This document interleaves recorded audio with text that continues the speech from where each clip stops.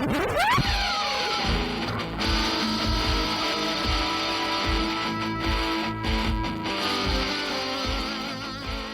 the globe to bring you the constant variety of art. It's the Tenant Podcast. I'm Todd Pearson, coming to you from the 40 West Arts District here in Lakewood, Colorado. And joining me from his podcast studio, nestled near the gateway to the Black Hills, it's South Dakota's favorite son. You know him as quite possibly the most interesting man in the world. My partner and friend, Wes Brown. Todd, how you doing, buddy? My podcast chair has been vibrating for weeks and in anticipation for this day. Mine as well. It's been too long.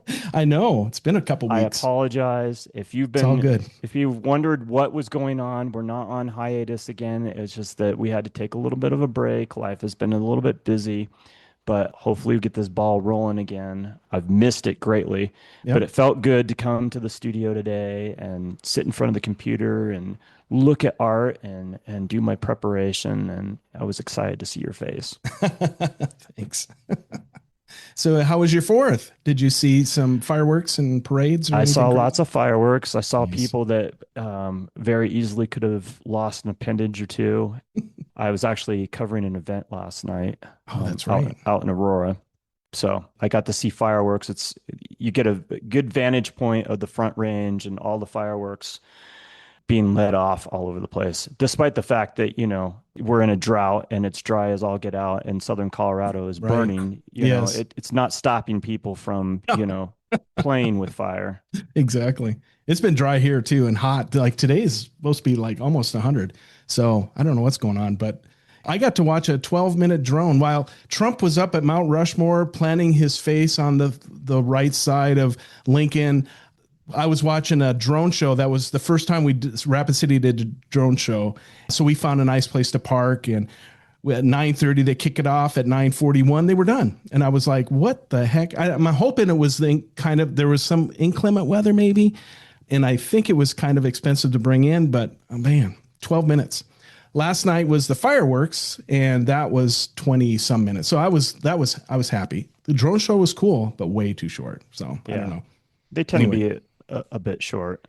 Yeah. So they did fireworks, even though it's dry up there too. Yeah, they did. Oh yeah. Mount Rushmore was fireworks. Here in Rapid was fireworks. I haven't seen any fires. And then last night, for the first time, my wife and I went to the east side of Rapid City, which is Rapid Valley. And every year their fireworks are going all the time, right? So you just driving out and it's like its own show. And there was smoke everywhere because we had an inversion and no wind, and all that fireworks smoke was just hanging low to the city. It was like amazed how many these people must have, bottomless pocket or they save all year for 4th of July, because it was just tons and tons of nonstop fireworks. It was amazing.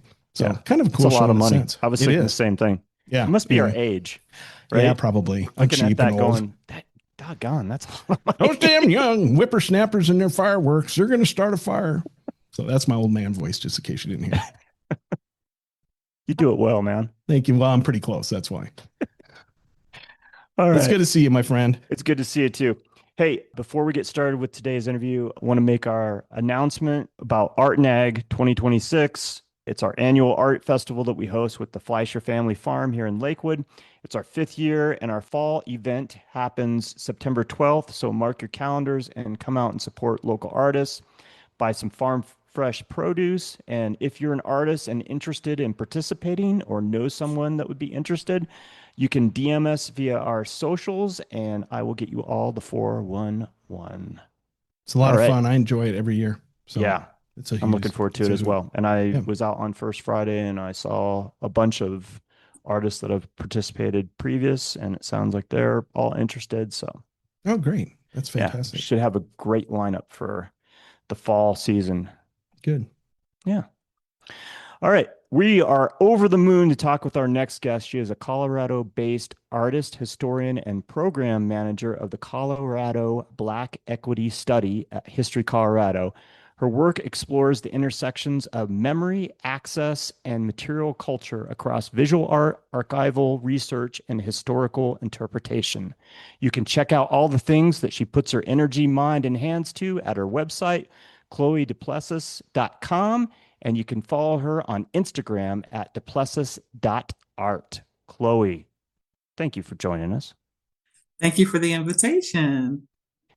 It's really nice to see your face. And even though we're doing this virtually, to actually connect with you somewhat in person. Somewhat in person. I feel like this is the new norm, right? Like post Yeah, 2020. Like this would have never been a thing before unless we had one of those tech savvy workplaces. that's right. That's right. Now it's the norm. So it's really cool to connect with you as well.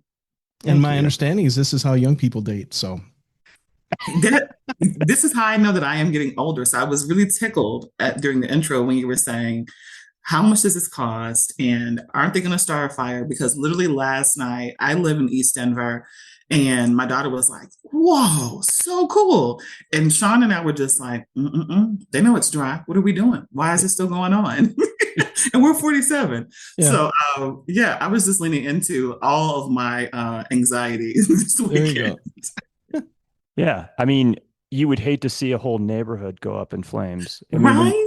Right. when you're hearing about other people losing everything that they have, like it would be so dumb to just because it's 4th of July and people feel Right. the need to light off fireworks to have a neighborhood catch fire, you know? Absolutely. I thought about this a lot last night, so much so that I was just like, there's got to be a club for people who feel this way. Yeah, And then I connect with you today. So I think that we're in the club and I'll be chaplain. Someone else can be parliamentarian. there we And go. VP. Yeah.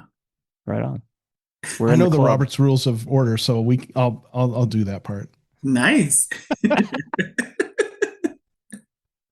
Uh, I love that you bring these skill sets to the table, Wes Brown. Well, I'm overjoyed that you agreed to talk with us, Yeah. and I have a bunch of questions Ooh, that I okay. want to ask you. We're going to talk about your current exhibition, Origin Story, but I want to start out by having you tell your origin story. Where did life start for you? Where did you grow up? And what was early life like for you? So I am the product of a family that was kind of like a series of firsts. So I am only in my bloodline maybe three generations from a plantation in Louisiana. My grandparents were the first in their bloodline to go to college, and this is like, easily like the 50s. And then they are educators. My grandfather was a clergyman, a pulpiteer, as we say back at home, and pastored one of the largest churches in Louisiana for about 50 plus years. Wow. He was by trade an educator. He was a teacher, a coach, a principal. My grandmother was an educator. And then when they got married, she shifted to honor her role as a homemaker and a wife, and as we say in traditional Black church, a first lady, which is one of those roles that requires a great deal of capacity and intention and a great deal of a lot of things. So I kind of came up, and when people connect with me and ask me what led me to this work, I often say I take no credit for what I am doing now. I was really born into this. I was born into grandparents and parents that were educators and civil rights leaders that believed that everyone had a value. So that was my norm. Additionally, they were arts enthusiasts.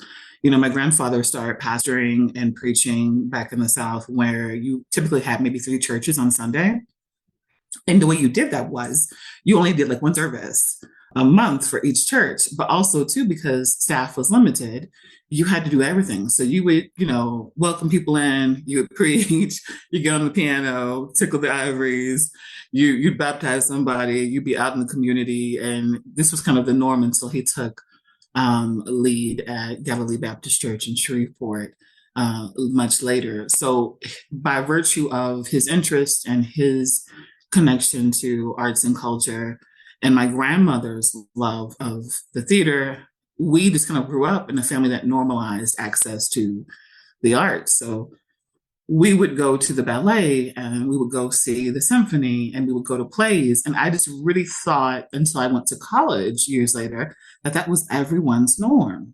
So much so that I'd be like, oh, you didn't go do da da da. And they're like, no, did you?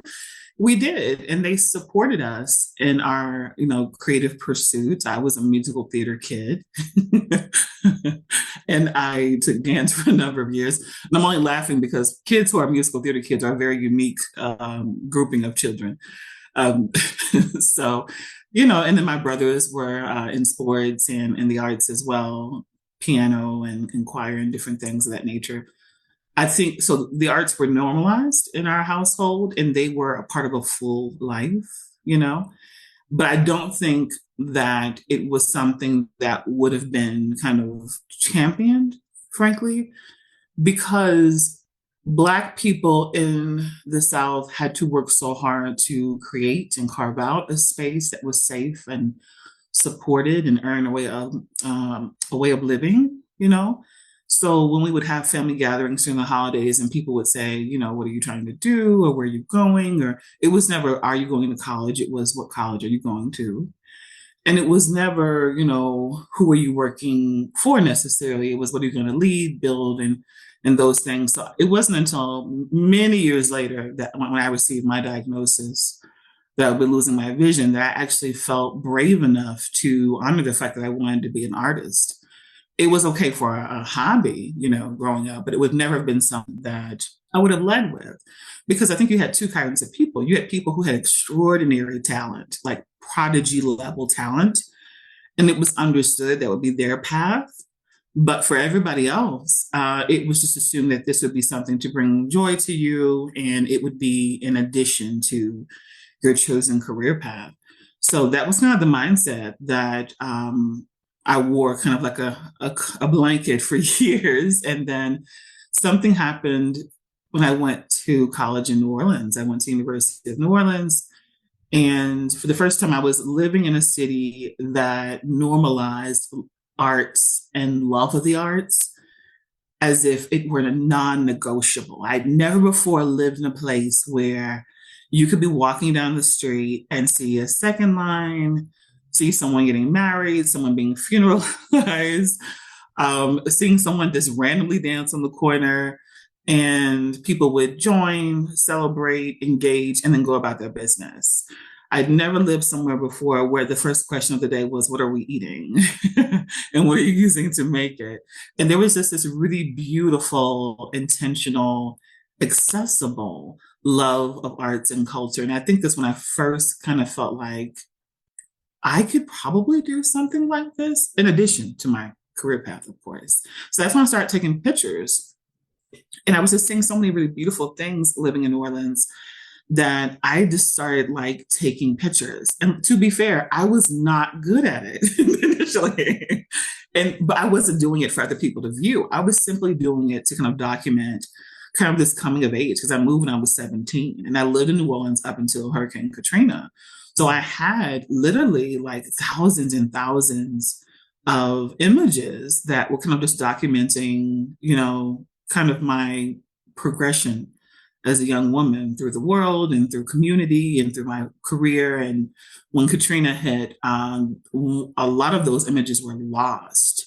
And what really kind of caused pause for me was that, the memories were not lost, the images were lost, but so I needed to kind of move into a space. If this is going to be my hobby, I needed to move into a space where I was using a format that would allow me to kind of hold on to these images. So that was the first time I started looking at uploading images on my phone and using software to keep these images. Because after the storm, we actually lost loved ones and coworkers. Like, it's so wild to think it's been 20 plus years, but Katrina was like otherworldly for so many reasons. And I just think having those images in some way kind of creates this really joyful illusion for me that some of those things are not gone and some of those people are not gone. And the reality is, if you didn't visit New Orleans prior to Katrina, there's a version of New Orleans you'll never know. Right. It's just the truth of the matter. It has come back remarkably well, and the people are beautiful and resilient. But for people who visited prior to Katrina, it's that doesn't exist anymore. So I'm really grateful that I was able to kind of be a part of that. And Katrina kind of literally washed me back up to North Louisiana, where I was from. And once I was there, literally in my childhood bedroom, looking at my twin bed, with Winnie the Pooh sheets on it. I was like, what are we doing now? And my mom was like, I kept it just the way you left it. And I was like, that's equal parts lovely and also disturbing. Um, so I'm sitting here on the edge of a bed, and you know how you are. You're defiant if you are like anyone who graduated in like between like 95 to 2000. We were like mildly defiant and very ignorant. And in my mildly defiant and ignorant season, almost a decade before, I said, when I leave for college, I'm not coming back. So I have learned that if you want to revisit something that's uncomfortable, say that, and it will ensure that you do. Right. In a grand way. So I was back in my room, sitting on the edge of my bed, literally thinking like, what do I do now? Because I had come of age in New Orleans. I had all the beautiful things, all the beautiful makings of a life in my early 20s. You know, we had our place of worship with family members and friends. We had our regular pub. That's essential.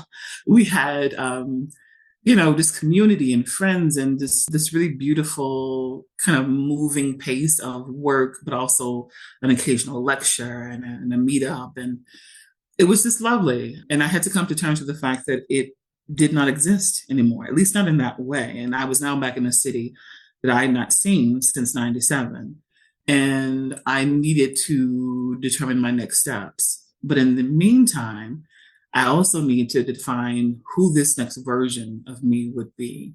Because the version I had spent several years building in New Orleans, she would not be supported in North Louisiana. And anyone from Louisiana will understand that, because typically when people say, oh, you're from Louisiana, are you from New Orleans? Well, no, that's not the only place in Louisiana. I get it, but like there are there are 64 parishes. So like when you say you're from North Louisiana, it's almost like North Louisiana and South Louisiana are like two different states. Mm-hmm. Everything is different. Food, culture, dialect, rhythm, energy. We have great love for people throughout the state, but it's very, very different. And if you really want to niche down, you'll say, yeah, it's like 3 states, because you got North, Central, and then you got Southern. So it's different. It was very different. So the version that I had been kind of cultivating of self, it was not necessarily supported in this new place. So I found myself having to kind of reacclimate myself to what was my new reality and determine what would be my new source of employment and joy. So I resigned from a job working at Tulane.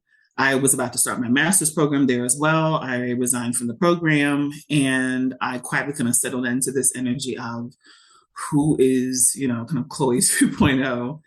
It was kind of tough for a while because I was like mid-20s.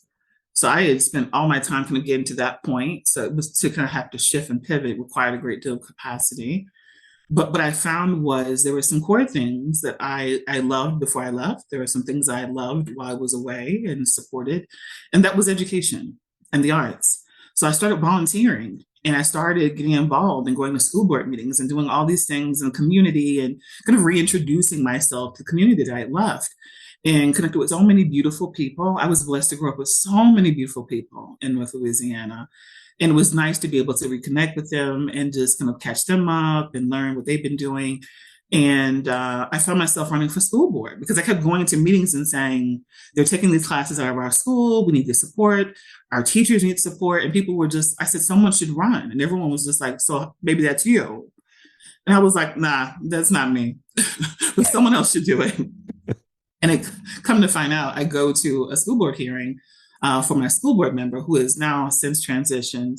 And his name was Willie Burton Sr., wonderful gentleman. He was actually the same school board rep that I had when I was in school. And I had been gone for years. And I was like, wow, he's been here for years.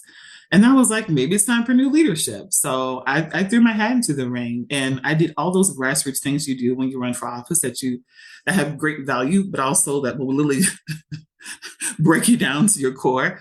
Door-to-door canvassing, phone banking, just all the basic grassroots things that are great for experience when you're starting out, but also relatively tough on your spirit if you're an introvert. So did those things, and the beautiful opportunity that presented itself was that I lost and I really lost, right? So I remember my mom saying, you got like 600 plus votes, Chloe. That's encouraging because it means you have a base, baby. And I was like, my mom is amazing. And also, thank you for this silver lining. I was like, but I lost. She said, but you lost and you really won because now people know you again and they know your heart and they know what you're passionate about. And during this time of running for office, I was also going up throughout the week, 2 or 3 times a week to my old high school. And I was doing scholarship prep because I had been working at Tulane in financial services. So I was teaching kids how to apply for financial aid and scholarships. And I was particularly focused on teaching kids who were creative and artsy that they could do that next level thing, that it didn't have to stop at high school. Because I too was awkward and creative and artsy and just fell in love with kind of this creative approach to professional development and advancement for young people. And it was during this time, shortly after I lost my race, that I came in contact with a gentleman who was actually running for office at the time. He was a state rep and he was running for mayor. Now, this is important because he would eventually become the first African-American mayor of my hometown, which is Shreveport, Louisiana. That is also relevant because Shreveport, Louisiana was the last seat of the Confederacy.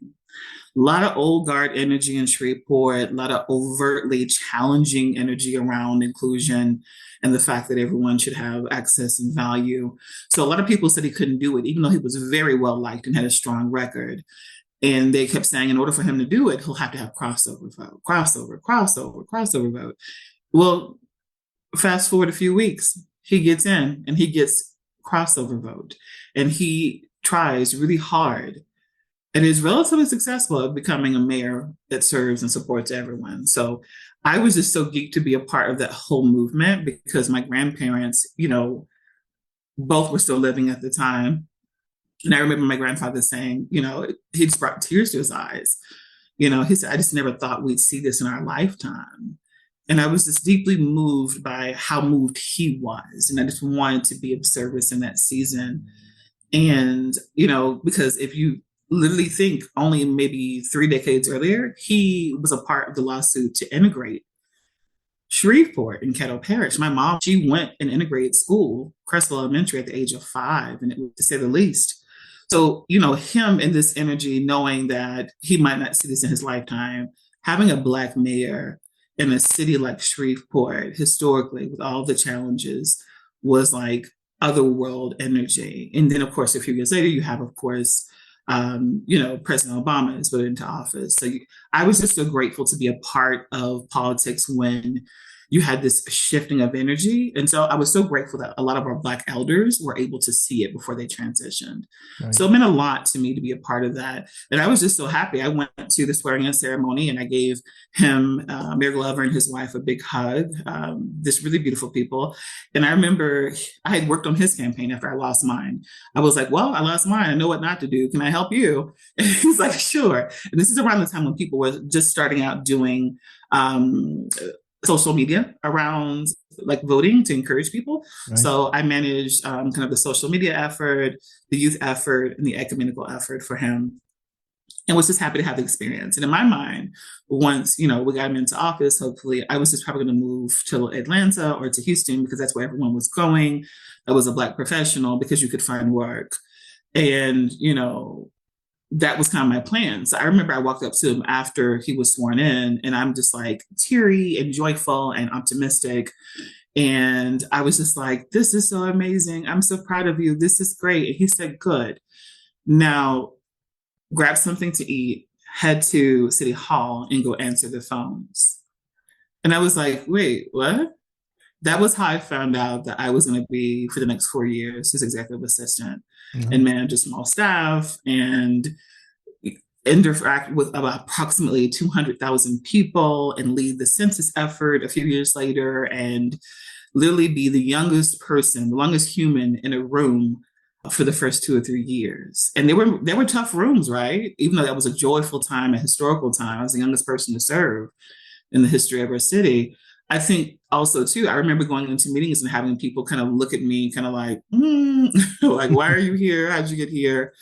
So much so that people would start meetings out by asking me where I went to undergrad or if I was aware of why I was here. And I was so green, I would just answer.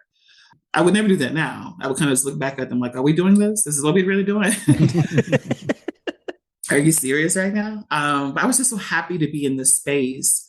And what happened literally, for the next 10 years or so, I found myself in spaces where I was either to really honor that trajectory my grandparents kind of laid for me, that pathway. I was either the youngest, the only female, and the only person of color, or all three.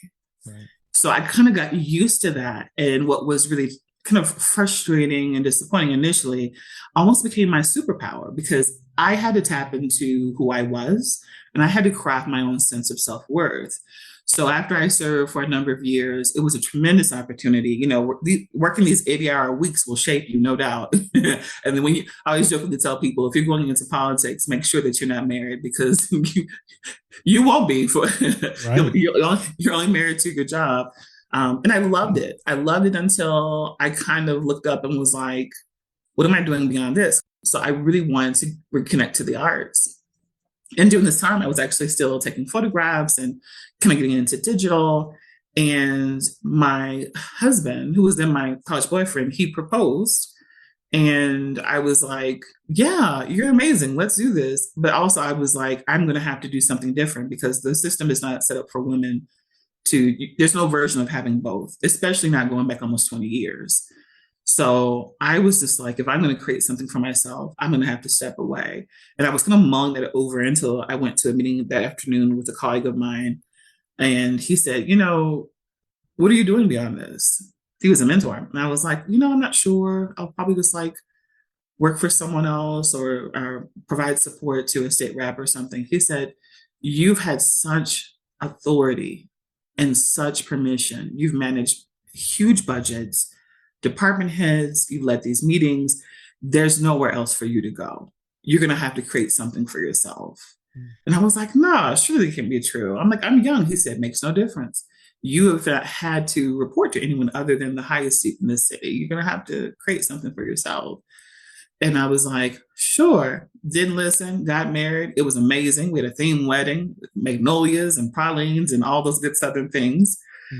Had a good time with each other, with family, and then took a few months off and started applying for jobs. And people were just like, I thought they would be impressed with my credentials. And people were just kind of confused. Like, so why are you not doing this still? And also, we don't know what to do with you. So I found myself having to kind of adjust my resume. And that really kind of felt like I was not honoring the fullness of who I was.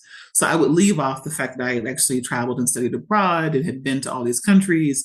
I would leave off the work I'd done in the political arena and in community.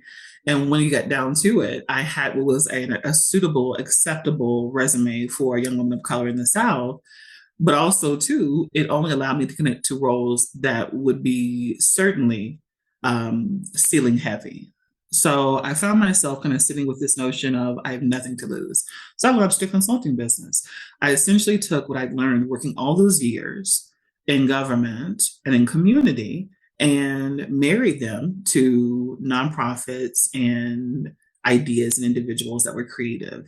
So if you had a nonprofit organization and you needed financial support or, you want something really cool and creative for your annual fundraiser, I knew the artsy people because they were my people and they needed what? Funding and visibility. So we just kind of started linking people up and it was absolutely amazing and fun and energizing. And I did that for a number of years, almost 10 years, until we decided that we wanted to move. We were blessed with a little one. Little Zoe came through and we were older parents at this time, late 30s. So we were just like, we want to raise her in a place that will be supportive of us as older parents, but also be supportive of this expansiveness of worldview that we want for our daughter. And my brother had just moved to Colorado the year before, and he was a police officer. And he had amazing kiddos. And we wanted Zoe to grow up with her cousins because we grew up with our cousins. It's the best thing ever. Built-in community. So we decided to move. We had a short list and Denver topped out the short list. We decided to move to Denver. So we literally saved money for about 2 years to move to Denver. And I had all these ideas of what I would need to do to be successful in Denver. And until that came to fruition, until I quote unquote found the job, because remember that's the training that you've received is that you find the job. I was going to keep my consulting business. It had served me well for a number of years. Why not? So I moved all of my clients online. So I was already doing virtual. So that felt really, really good because it gave us flexibility and freedom. So we come to visit my brother. We're in Colorado. We're just like, it's absolutely gorgeous. Look at the mountains. They're right there. There's very little humidity, which is a major selling point if you're from Louisiana. So we're just really enjoying ourselves. And we said, you know what? We'll put down roots in Westminster and we'll take the time to kind of see the city and see what neighborhood and what town resonates most with us. And literally 3 months into that, the pandemic starts. So we're indoors now. We're indoors and we're really indoors, right? So I just really set intentions around just honoring the path and the plan that I had. And that was a path and a plan that I quietly, just amongst myself and close friends in my circle had started kind of working on right before we left Louisiana. And it was fueled by a diagnosis I received before we left Louisiana. 2 weeks before we were supposed to move to Denver, I go into the eye doctor because I have dry eye, extreme dry eye. And I was just like, maybe it's because I'm always on the computer. Maybe it's because I've been keeping long hours in preparation for this move. So I go in and my eye doctor is not there. I've been seeing this guy for a number of years, wonderful person. And somehow he and his assistant neglected to tell me that he'd be out.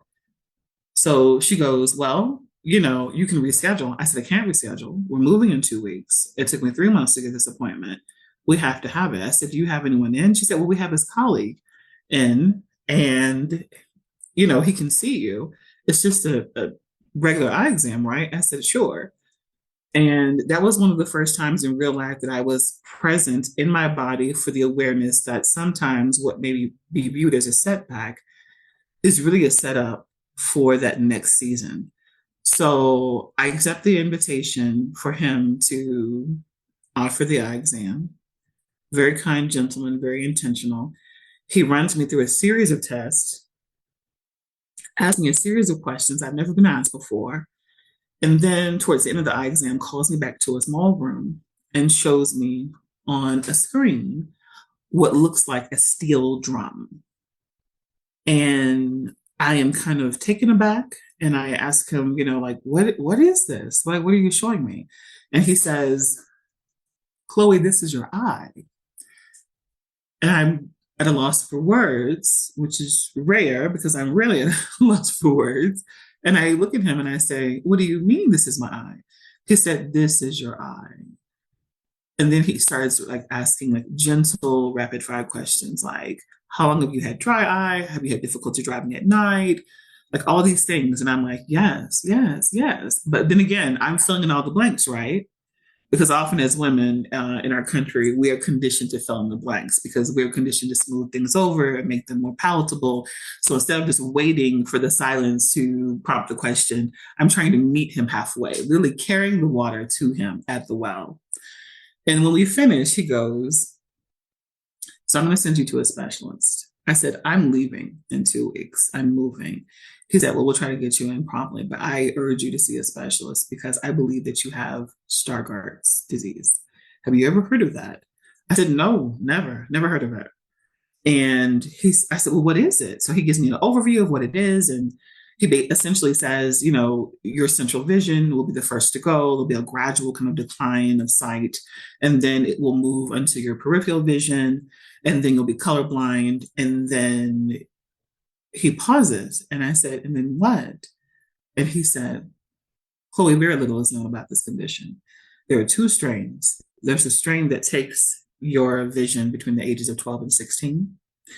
And there's this strain or version of the condition that you receive awareness of later in life, 30s, 40s, sometimes 50s. We know less about that strain. And that is clearly what I believe that you have. I said, so, okay, so what can I take? Like, Lily, tell me what you got. What you got? And he just kind of looks at me and he says, I don't have anything for you. And I was like, can't be. We're going to the moon. I rejected. I rejected completely. There's got to be something. There's got to be a trial. There's got to be something going on. You can't just give me this information. Tell me I need to go see a specialist to confirm it. Like, there has to be more than this. And he goes, no, that's really all I got for you. So, the days that pass are tough ones. I get in to see the specialist. Within a week, I go to the specialist. They run a battery of tests for an hour and a half.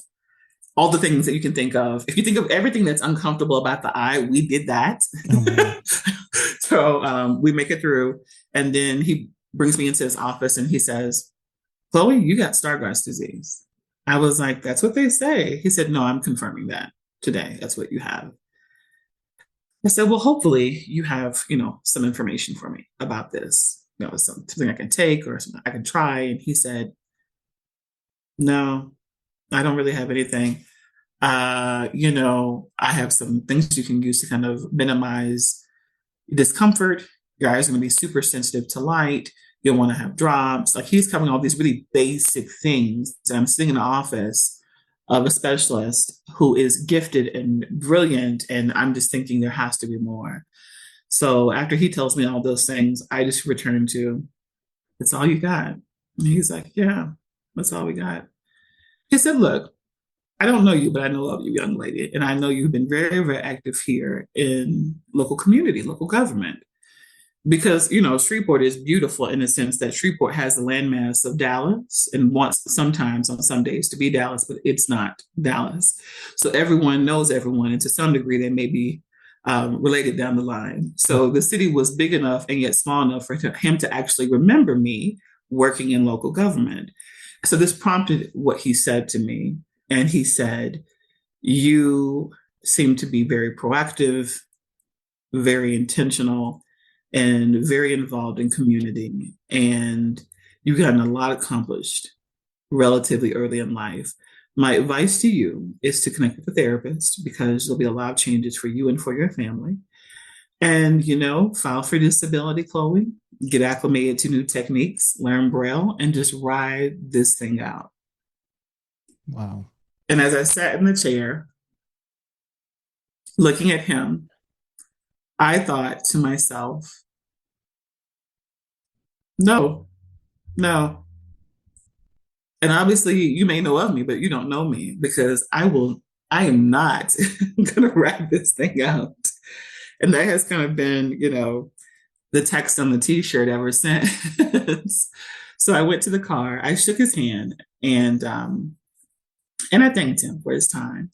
And I got in the car and my husband, of course, was in the driver's seat because he expected them to run these tests and do all the things to your pupil that have you looking like a cartoon character. So there was no version of this where I was going to be driving. And our daughter was in the back seat in her little chair. Zoe was like maybe 2.5 at this time, like almost 3. And he said, how'd it go? And I grew up with brothers and I learned very early on that if you show weakness, you are going down. So I had learned over the years with my wonderful brothers not to show emotion because it will be your undoing. By the same token, I had been dating my husband for a number of years and he had never seen me cry or express emotion in that way. It's just something, this elder girl energy that you have to have. You're used to taking care of everyone and managing emotion.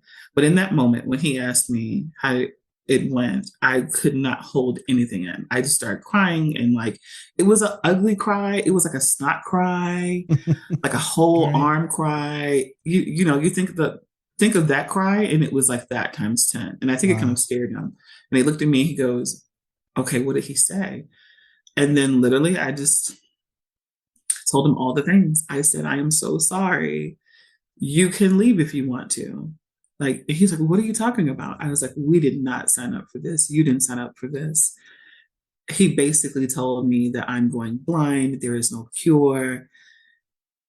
I'm 39. This is wild. We have this child, what are we doing? All the things. We're getting ready to move. And I was just all the things. He holds my hand And he says, stop, stop. And I'm still like crying. And he goes, breathe. And I breathe. And he says, we're going to get through this. I said, but I don't know how to do this. I know how to do everything else. I know how to be a scholar and make dean's list and like lead efforts and manage budgets and march teams. I know how to evacuate natural disasters. I know how to start over. I know how to bury people you care about and show up at work the next day. I know how to lose a child 4 months in, pray on it, and be gifted another child that comes super, super early and almost lose your life. I know these things. I know a lot of these things. I don't know this. And I have spent the last 20 years of my life creating a career that requires a vision, And then he said, no, it required sight. And in that moment, I held his hand and I said, you're right. He said, what do you want to do? I said, take Zoe and go to my mama's house and y'all just stay there and give me 2 days to work through this. Because I now know that if we don't leave, I'll never know what could have been. Sean, we have to go. We have to go. He said, I know. I know. So he takes Zoe to my mother's home.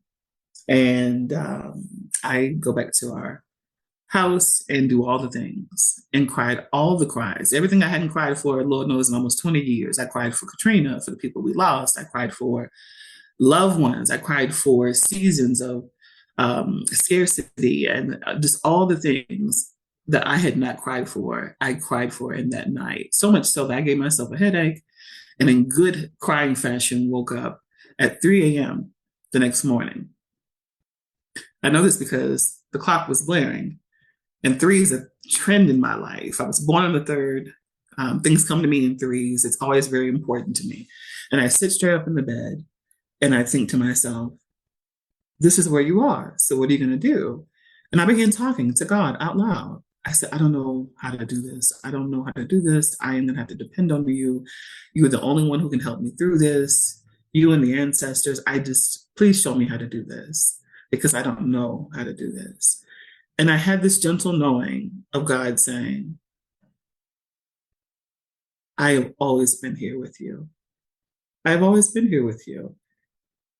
And all the things you thought you knew how to do, you didn't know before you came to them.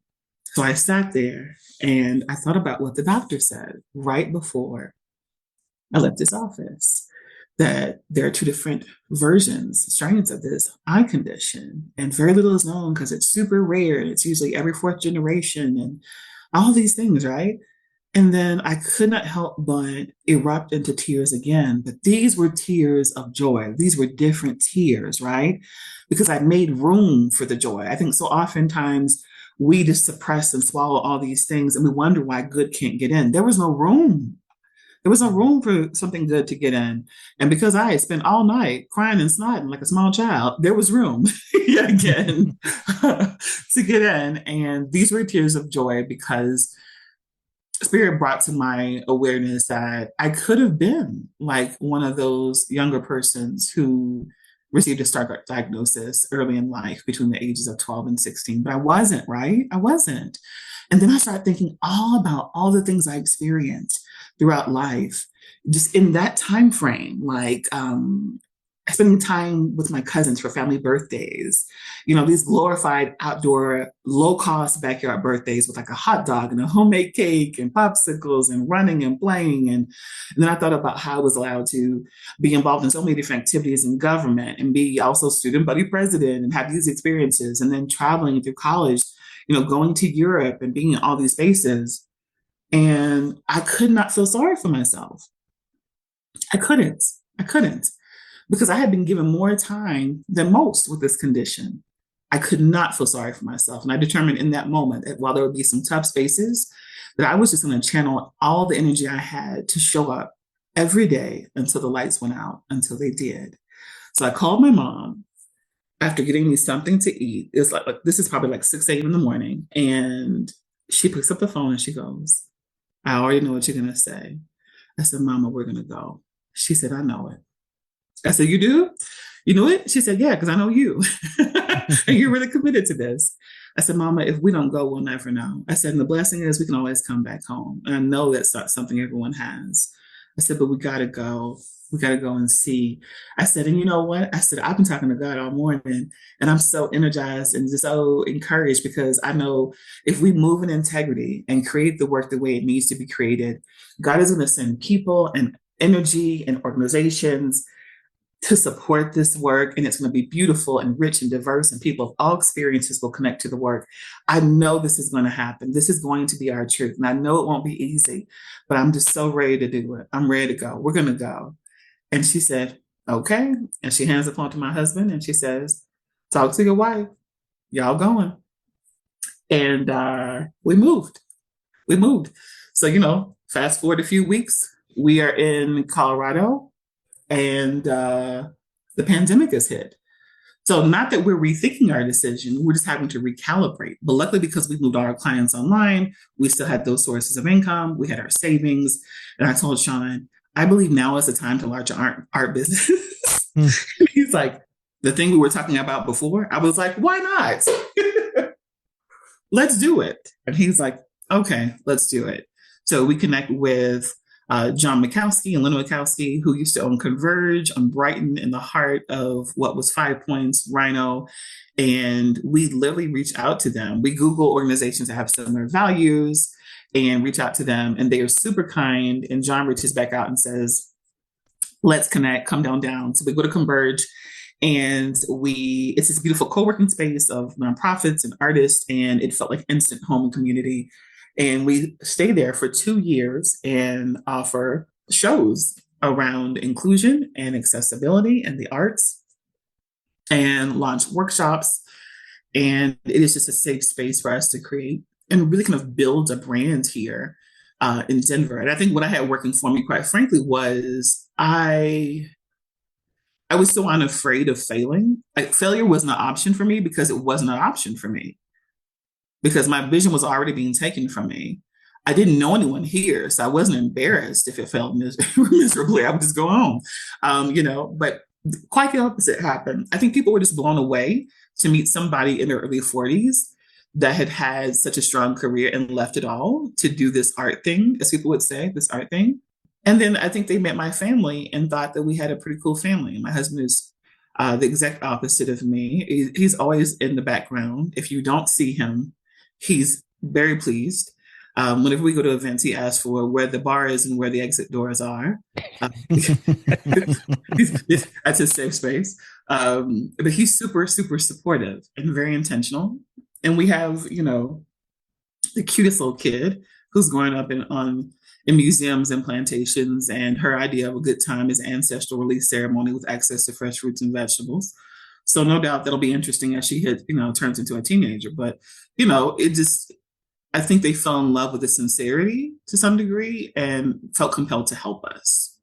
I don't know if any version of that story, if it were different, if we would have received as much support. I like to think so. But it's hard to forget someone who is going blind and who has chosen to not match any of the resistance that life is dealing with them. And then I always tell people too, like, I'm going blind, but someone else has either lost a limb or lost a loved one or is coming out of a really tough relationship or has buried an elder. Like, we all have something.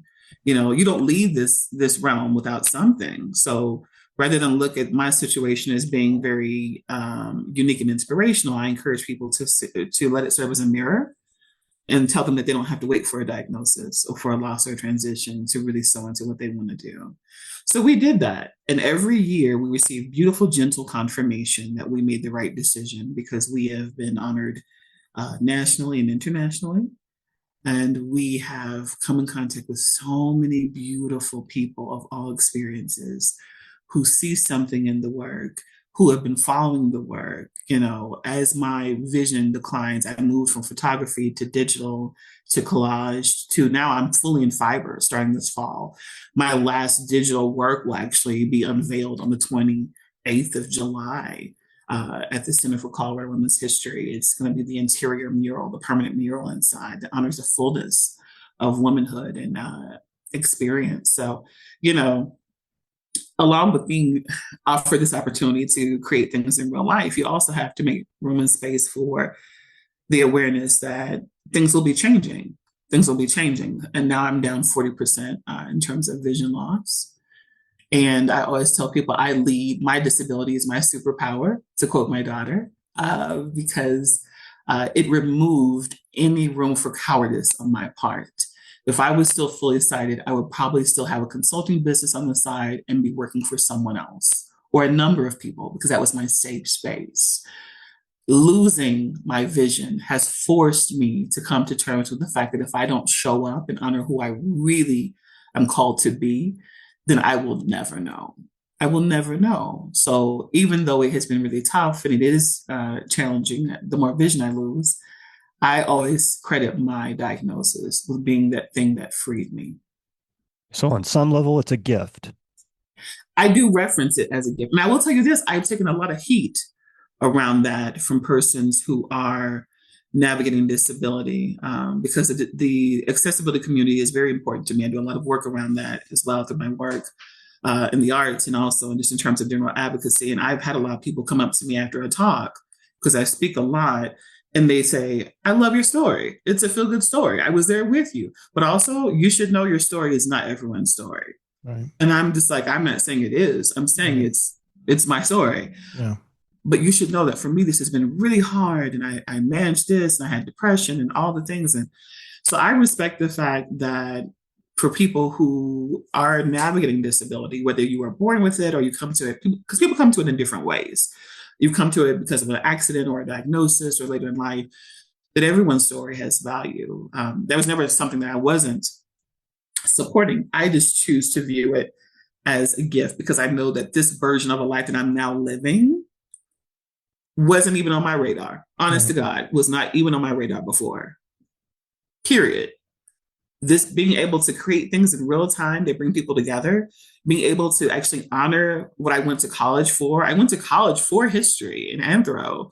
I fell into government because of my love of community, but being able to end up circle back and actually honor my background in history, my love of history, and combine it with the arts and accessibility, it's nothing short of extraordinary. And it doesn't mean there aren't tough spots, right? Because you're in business, for yourself, but it has been overwhelmingly beautiful. And when I just call it what it is, for me, it has been a gift because I started a business on the other side of 40 with full knowledge I'd be going blind. And I took my love of storytelling and history and just let it become the foundation for these shows that we're doing. And now I literally, if you ask my daughter what her mom does for a living, she won't say she's a historian or an administrator or a speaker. She will say, my mommy makes dresses for ancestors. And it's true. I do fiber rooms and create garments to honor lesser known stories, aspects of Black history and our shared history. So essentially, I create dresses for ancestors. It's true. It should be my tagline, actually. But I think that if you share that with someone who doesn't know your backstory, it sounds really far-fetched, right? Right. But it is my reality. And that is why I do feel that my diagnosis was a gift. Thank you for sharing that. I mean, Yeah. it gives everything context, right? And I think that's important. Yeah. It's nice to hear somebody's story. I mean, all the time we get this on the podcast. People are like, I don't think I can talk for 2 or 3 hours, and I'm like, I guarantee, that they're like, I don't think I'm that interesting. I'm like, if you spend 2 or 3 hours with Wes and I, you're going to tell us something really interesting. And that was a really compelling, interesting story. And, Right. and I find it inspirational. Wes and I spend a lot of time at this point, at this juncture of our lives, talking about what we want to accomplish between now and the time that we transition, right? Yeah. And so it's a conversation in the back of my mind all the time. Like, time is ticking and you better get on it. You better get on it, buddy. Like,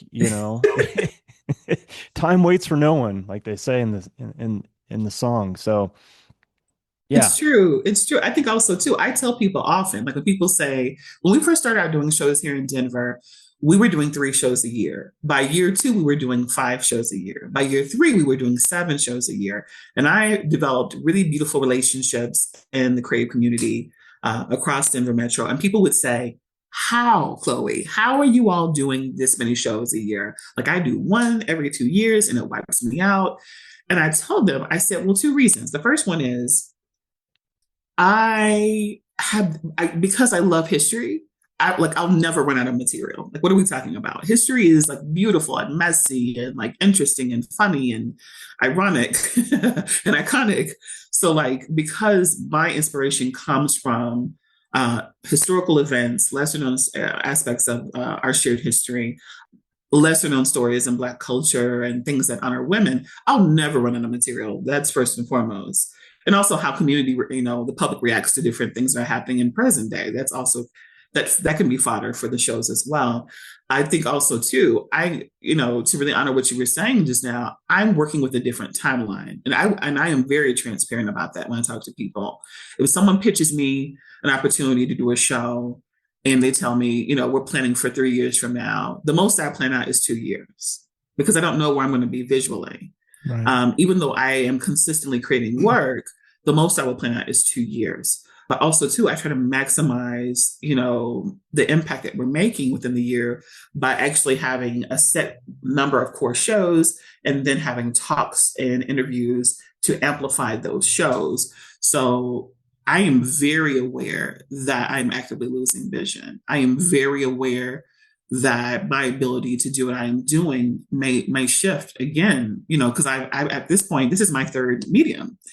So I think I'm just living with a different kind of timetable. And I think that here's the thing with that, though, that awareness can also be a blessing because if you connect with someone and they have this slowful energy that really suits and supports them, great. You just know that, hey, I'm not working with this individual because that's not, a mirror or supportive of what I'm trying to do. So it helps you kind of amplify clarity about your role and how you're moving forward.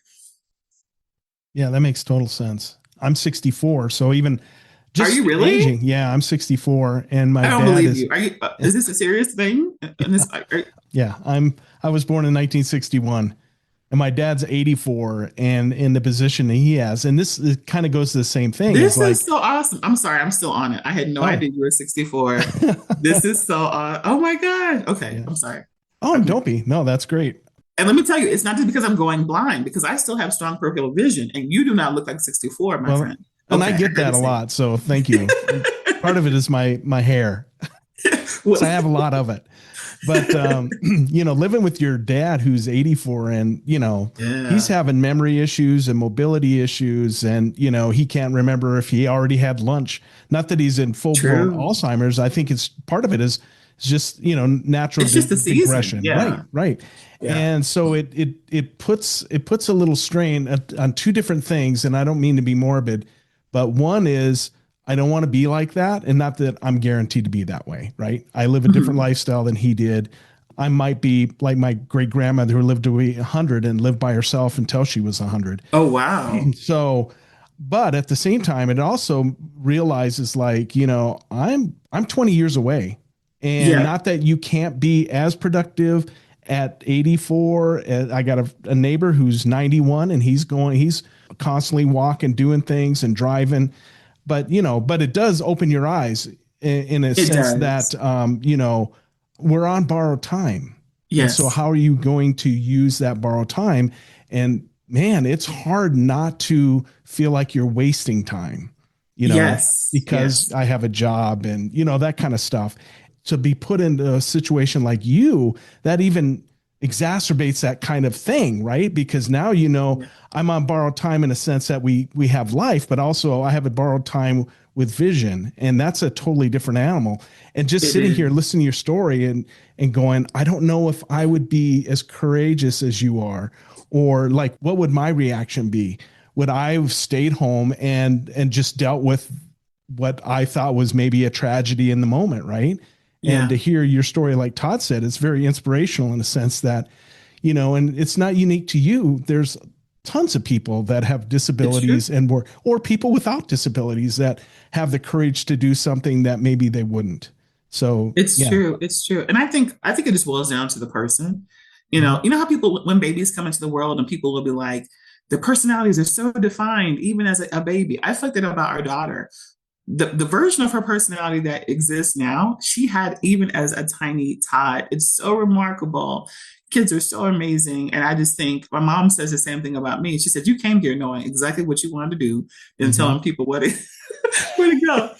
You get over here, you handle this. Yeah, which always tickles me. But I think also too my cultural experience lends itself to that as well. When you grow up, typically in America in general, but also especially in the South, as a Black woman, showing up in Black and brown skin, especially someone who grew up deep in the faith community like I did, because my grandfather was a pastor, a beloved pastor, and I was always in these spaces of worship and decorum and protocol. So it teaches you to honor those things, but also too, I saw from a very early age, like my daughter's age, I saw women serving, right? They were cooking, preparing, sewing, leading, driving, building.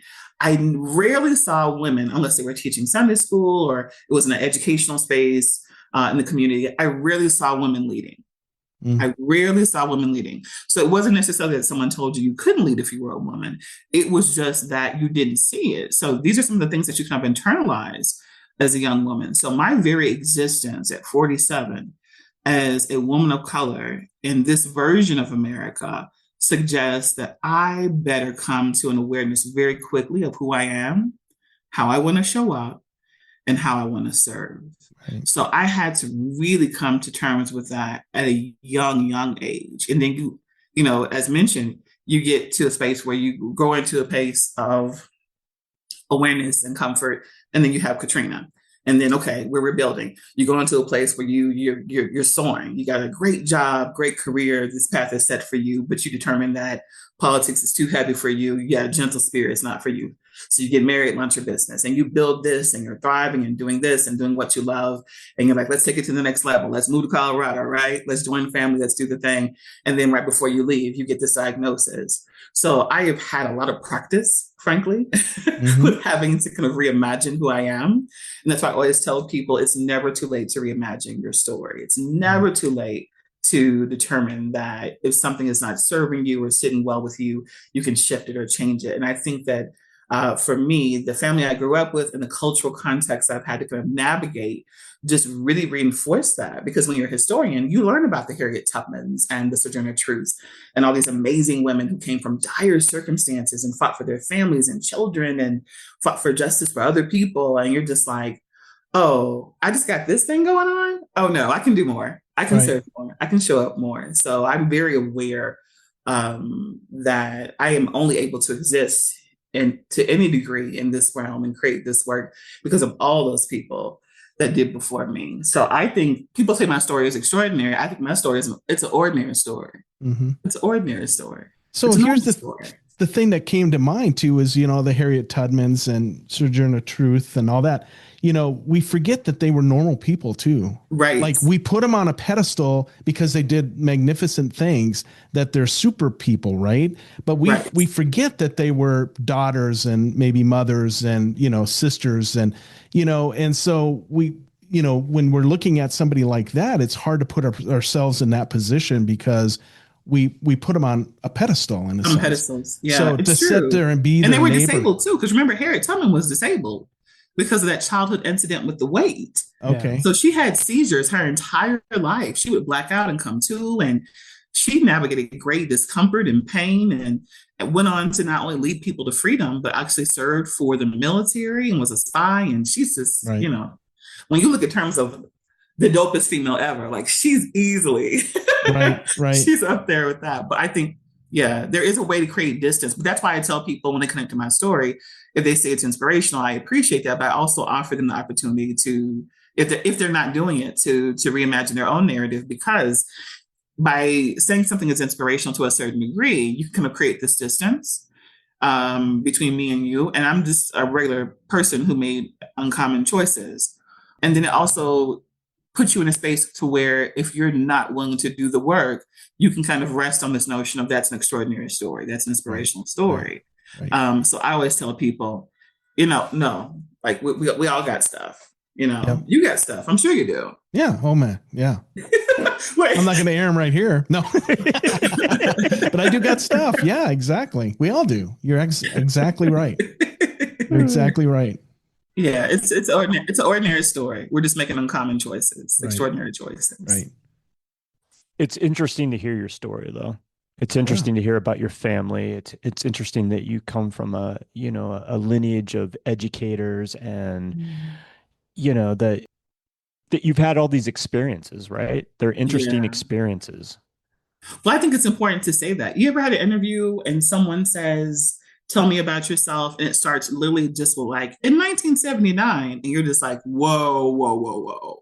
So I am, because of the work that I do, because it's anchored and rooted in history and community and legacy, it would be unfortunate for me to sit up here and say that all these things just came from my head, right? Right. The ground is only fertile for these things to create these things, these cultural experiences, these installations, because of the background that I've had. And a lot of that background has to do with my family and with my beautiful ancestors. Mm-hmm. Yeah. Mm-hmm. And your ancestors as well. Because, one of the highlights of my work, especially in this season, is honoring our shared history. Mm-hmm. And people minimize that, but it is to be celebrated and centered, because it is our truth, it is our collective truth. So I got a weird question for you. So when you look back at yourself and, you experienced pre-Katrina and post-Katrina, right? Yeah. So I spent 10 years in the Marine Corps, went to college later, blah, blah, blah. Do you feel like when you look back at like pre-Katrina or any of this other stuff, that it was like a separate life in itself? Because I have Oh, this like feeling, like distinct feeling, like the West that was in the Marine Corps and the West that is now, obviously two different people, but it's almost surreal in a sense that it doesn't feel real, right? That it's so separate from each other. Wes, that is such a good question. And I will tell you, the nerd I am, I think about this often. I tell our team that we're time travelers. That may sound weird. Let me tell you why.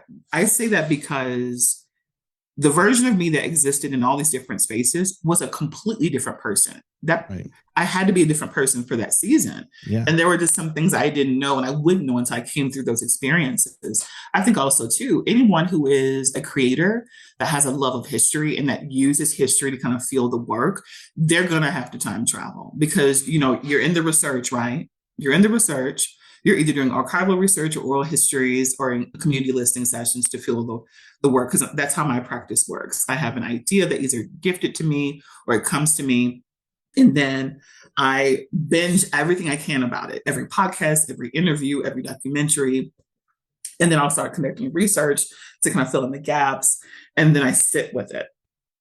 And I sit with it until I have an idea of how I'm supposed to move forward.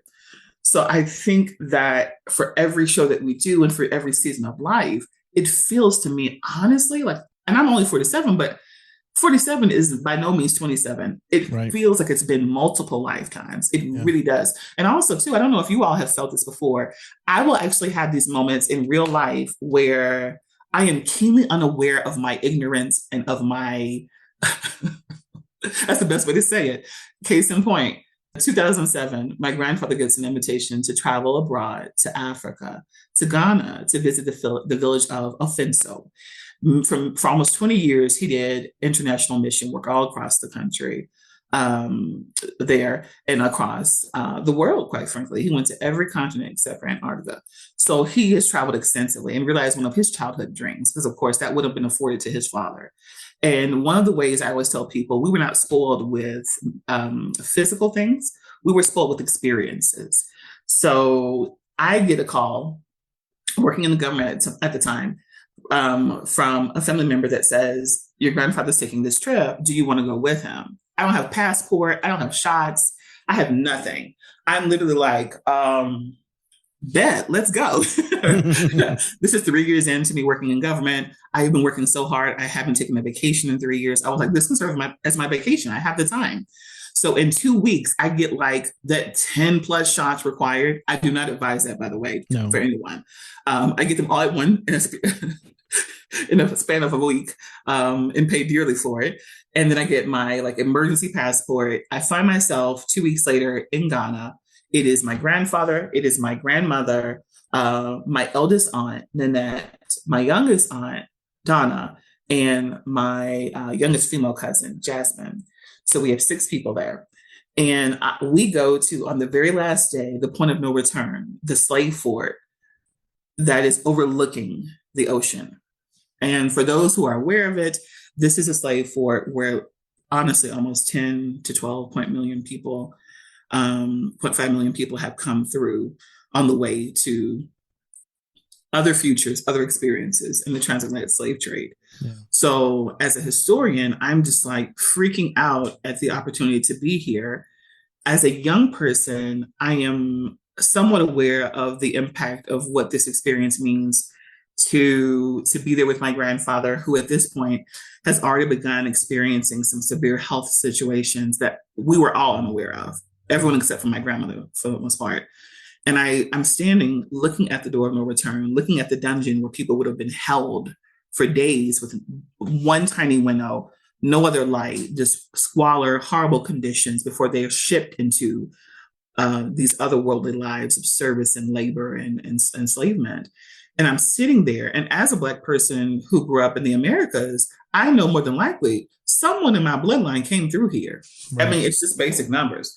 So someone in my family came through here, and I turned to my grandfather, and he had started taking a medication that had his hands would shake. I knew it because he had the most beautiful signature. It was this bold and take charge. And in recent years, in getting cards from him, it would kind of be shaky, but he still wanted to sign the cards. He would send us cards, all the granddaughters, for Valentine's Day, for holidays, all the things. Because he wanted us to know that there was a man in our lives that wanted nothing from us but to love us and care for it. So this is the energy I grew up with, a very beautiful energy. And I was holding his hand, and it was kind of gently shaking. And I said, Granddaddy, how do you feel about this? Is it any less heavy after all these years? And this is his third time there. Mm. And he said, no, baby, it's not. It's not. But this is my last trip here. And I didn't really know what that meant. I was like 26, 27. I didn't really know what that meant. Right. I didn't want to ask questions and go deep in that moment because I know I could handle it. But I knew as we walked back to the bus to meet our tour guide that things had to change for me. Things had to shift for me. That was in that moment was when I made the conscious decision to come back to work a year and to resign and to get married and start something of my own. But even as we were walking to the bus, I remember thinking to myself, you have no idea how important this moment was, that you got to share this moment with your grandfather in Africa, in Ghana, at the portal for all the things historically. I was talking to myself, like, are you aware of how major this is? Right. And I had to actually answer myself and say, I know it's pretty big, but I won't. So I literally told friends when I got back, they were like, show us all the pictures from Africa. I was like, I can't. It's too real. I didn't even look at the photographs from that trip until 2 years later. Wow. I did not have the capacity to look at it for all the reasons. But I remember in that moment actually thinking, like, this is so big, so important, that I will not fully understand the gravity of this moment till at least a decade has passed. And it was true. It was true. It was true. So I do feel like that in different points in life, if you're blessed to have a little bit of a measure of awareness, that there will be moments that you are like, that's a version of me, but that's not me now. And that's a whole other lifetime. Right. I feel like that in itself is a gift, right? Because you're somewhat aware, you're quasi aware of it, right. Yeah. Yeah. And anybody who thinks they're the same person that like they were when they're in their 20s is just like, you're so delusional. Like, thank God we're not the same person, right? Right. And thank God. I wouldn't want to be the same idiot that I was in my 20s, Yeah. Hopefully you gain perspective and you have a better view of the world and people and hopefully, right. Look, I know we've all met some people who were just like, you hunkering around, you're hovering around 25 still. I don't know what the driver's license says, but you're firmly cemented at 25. Or you have that friend that all they can talk about is the glory days, as Bruce Springsteen would say. That's a real thing. Yeah. Every story is about when they played football in high school.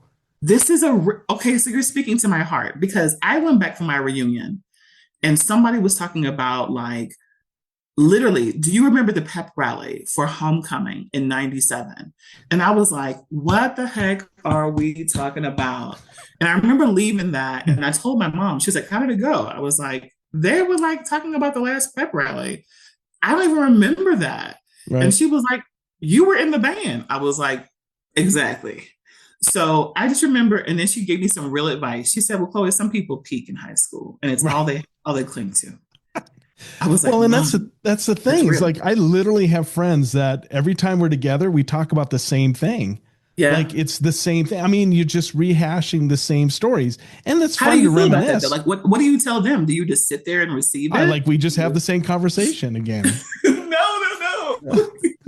It's like Groundhog's Day, but with your buddies, you know. Oh Anyway, no. I mean, but I mean, there's like two people I can think of. Is like every time we're together, we talk about the same things, the same people, and I don't know. It's Well, I just will tell weird. you, it used to annoy me.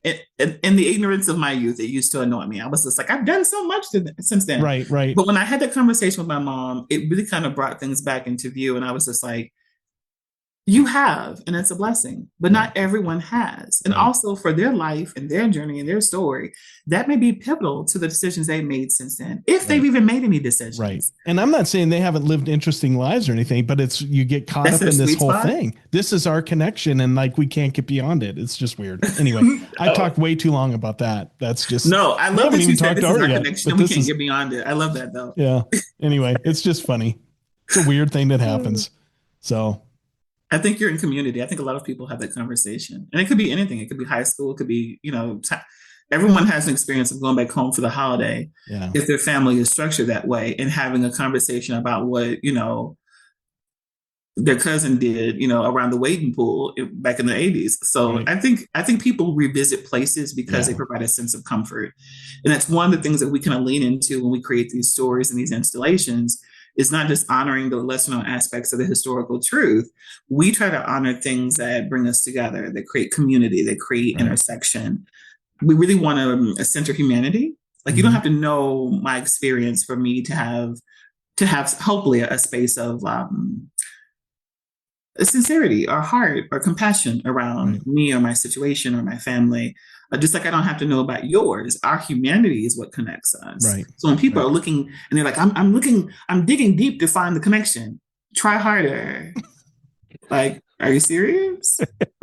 Or maybe don't try so hard to dig. Right, right, Like it's right, there. It's right there on the surface. Like we're all right. Which is humans my way and of being like slightly sarcastic by saying try harder because right. like Yeah. if you guess what? Do you breathe? I do too. I do too. Oh, that's a great place to start, right? I'm breathing right now. So or at least give it a little bit more of an attempt. I mean, that's where I was hearing what you're saying. Like you can Yeah. dig a little deeper and find that connection if you Try. try. Yeah. Right. A lot of people don't try. They've just given Well, up. I think they're afraid exactly. of trying. And I totally get it. But like until you leave from here, you have infinite opportunities to try. Yeah. Yeah. And we are kind of sometimes creatures of habits where we like to cocoon in our own little space Yeah. but it's always wonderful when you put yourself out there and experience new cultures, new things. Traveling abroad, and Todd has had the gift of traveling as well. I've been to the Far East and the Middle East a little bit. Ooh, That gives you a totally different perspective, it to does. come back to the United States. And when my feet, as much as it drives me crazy some in recent years, when my feet hit the ground here, I'm glad I'm back. Yeah. Both when I was in Japan and then in Israel, I come back and I'm like, damn, I'm glad to be home. I'm glad I had the experience because it Yeah. opened your eyes to so many different things. So many things. So Yeah. many things we take for granted. So many things that have been normalized. I think also too for me, because I'm someone that breaks things apart in my head, I am just aware of like all the planes that didn't make it. Mm-hmm. Right. So like Mm-hmm. when we hit ground, especially if you're doing a flight where you have to fly at least 10 hours or more, when we hit ground, I don't know about you, but I'm just like, thank you. Yeah. Thank you. And the older you get, the more thankful you are. Yes. Flying At through least Yes. for the me. flying through the air in a big machine, that is not a normal thing. I don't It's not a care. I normal mean, thing. we Thank you. normalize it because we do it all the time, but it's not a normal thing. Like Yeah. it's pretty Yes, miraculous, you know? it Yeah. is. Absolutely. And no matter how many flights I take, we're literally in a metal can being thrust into the air. That's that And thin going 700 miles an hour or whatever. Yeah. man, it's Yeah. remarkable. So there are a lot of things in everyday life that are just really, really special Yeah. that for whatever reason we kind of we just adopted. But I think that just like finding humanity, you don't have to look far to find these really No. beautiful things. These are glimmers of hope. for sure. And travel is one of those things that I think for me always kind of recalibrates me, being away and then coming back. It also further cements my love of this concept of time travel. Because I feel to a certain degree when you travel, at least to a different time zone, it feels like time travel to me. I don't know if that's a weird thing to say, but I'm sticking by it. Well, sometimes you can have that same day again. Or That's you lose a very day. true. Yeah. Or you lose a day. Yeah. Yeah, that's very true. And if you lose a day, hopefully you come back and gain that day back. So, but I'm so with you though. In my mind, I'm going all these places. Thank you for that. Yeah. Yeah. No, that's great. It's amazing that you've done so much traveling in your time. How many countries have you been to? We have 9 countries and 28 states. Wow. That's great. That is great. Not everybody can say that. And I think, like you said earlier, your family, it wasn't about giving things per se. It was about having experiences, giving experiences. And I think that's a great perspective. And I think it's something that a lot of people don't do. And the world would be better for it if we all had more experiences and weren't so caught up in the material things of what people think that this should all be, right? Yeah. It's true. Because those things are so temporary, right? Like I remember when our daughter was growing up, we did not buy her presents at all until she was 5. And then she would get like one thing for holiday. And people were just like, you're depriving her. Why doesn't she have this? And I was like, that's tough. Think back to your childhood. We had bins of toys we never played with that collected dust. Some of that stuff is still in my mom's garage. God bless her. She can let that go now. But like really, that garage is off kilter. But the reality is, it's like you don't, unless it's something really special, you don't really remember those things. And because we were traveling so much with the business, launching our art business in Denver gave us a level of visibility that unless we had been living in New Orleans, we would not have necessarily have had in North Louisiana, just because of the market and because of the priorities of the culture. Yeah. So actually going, statewide, we're going regional, statewide, and national in Denver is a very different energy, right? It's a Denver Post energy. It is a CPR energy. You have, there are more people here who are creating space for the arts. The arts are so much a part of everyday life in New Orleans and in some parts of Louisiana that I think that it's hard to create the room for it, if that makes sense. Like you have a thriving arts community in South Louisiana.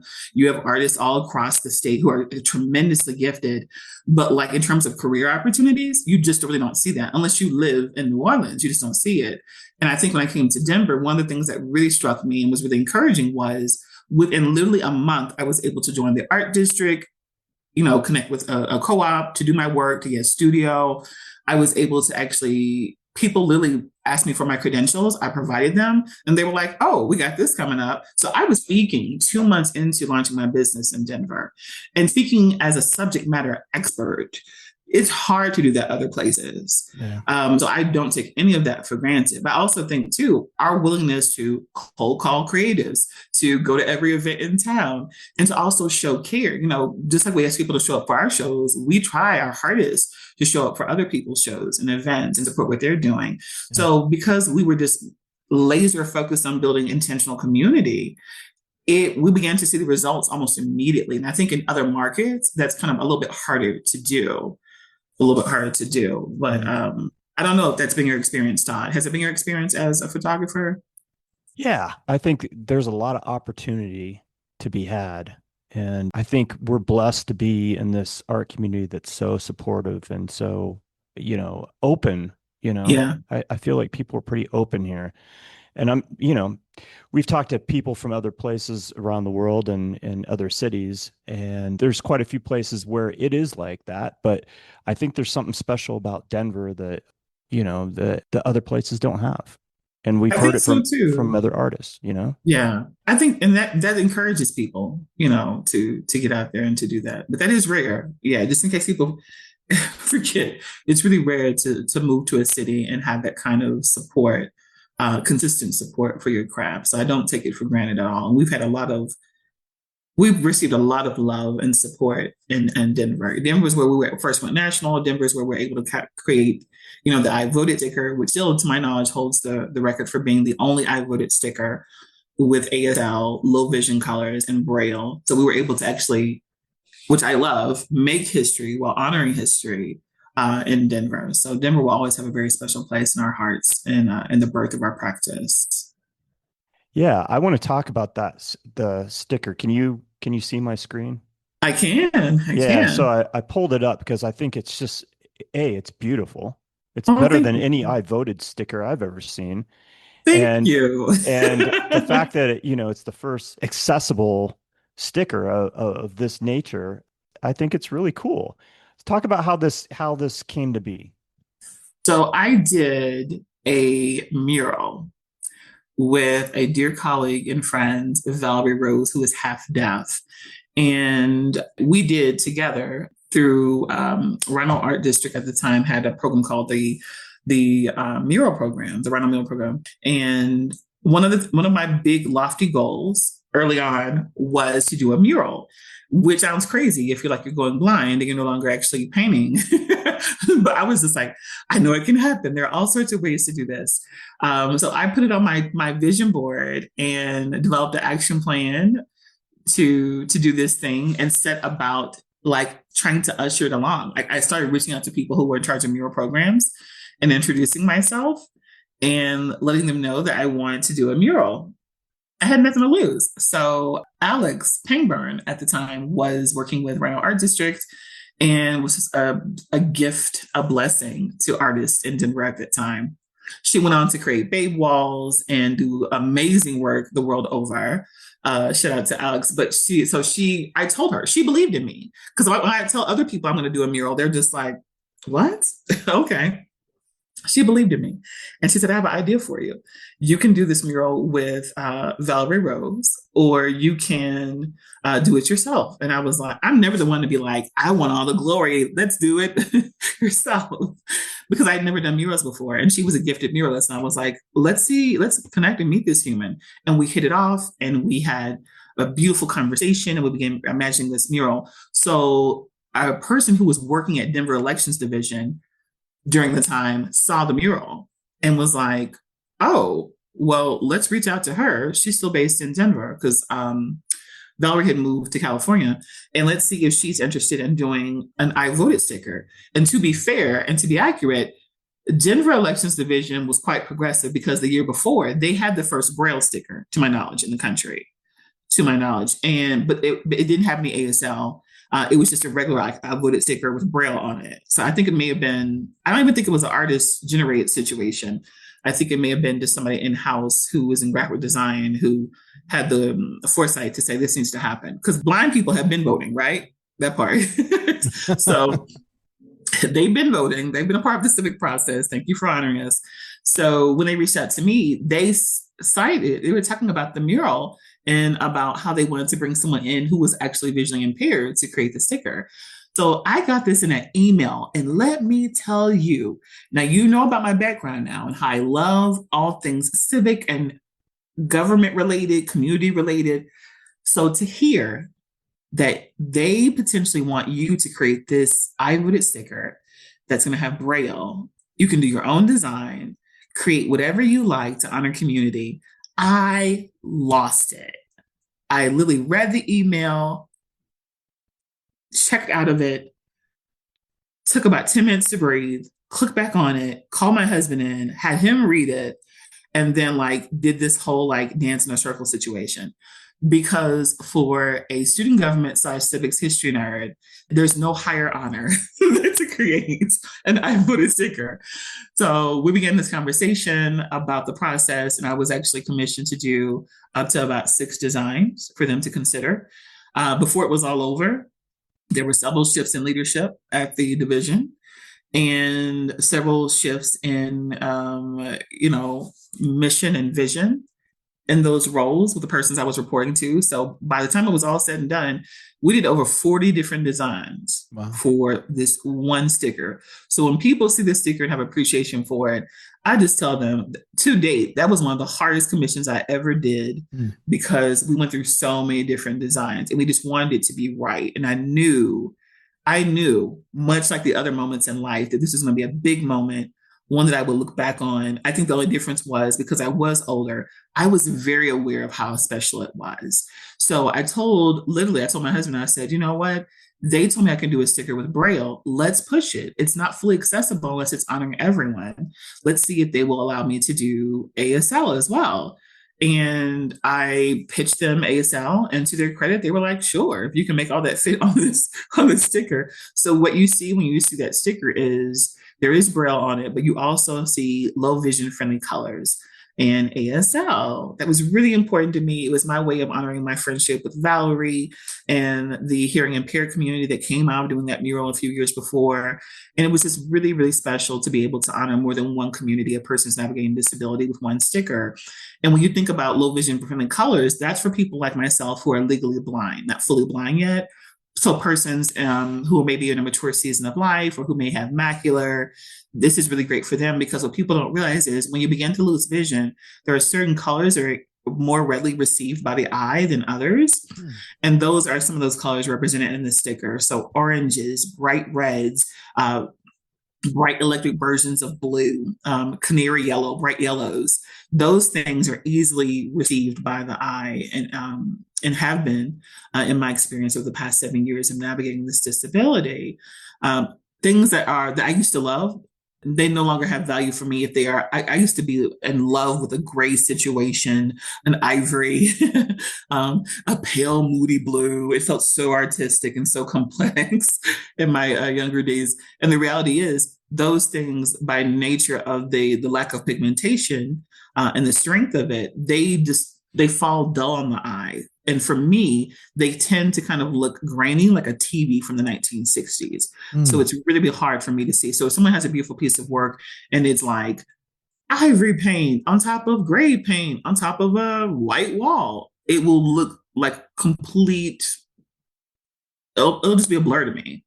But I respect the fact that someone else who has, strong vision may say, this is the best thing I've ever seen. So I knew in creating work in that season that I wanted to really kind of refine the kind of the gathering grouping of colors I was using in my work. So that mural that we did before that and this really kicked it off for me. And you'll see even to this day, even though my period rooms are all burlap and ancestral fabric, any digital work that I've done up until this point is extremely vibrant. I think also too, it's important for me to acknowledge that part of my personal truth is, as I am going to be colorblind in probably about a year or so from now, I'm trying to literally infuse every hue I can into my everyday experience and just, allow that color to wash over me and just enjoy that because I know that will be a part of my reality based upon my condition. So it's important to center yourself and surround yourself rather with things that bring you joy, even if it means that it kind of gets you closer to where you're eventually going to be. It's okay to center that and to adjust your practice accordingly.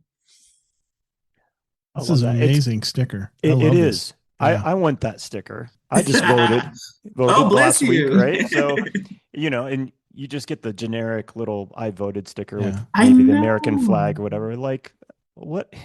Yeah, it's great, but give me something cool to like put on my shirt or my jacket for the next day or two or whatever. That's what I'm talking about. And you see that background? Yeah. I love this because if you see the background, it is Lord.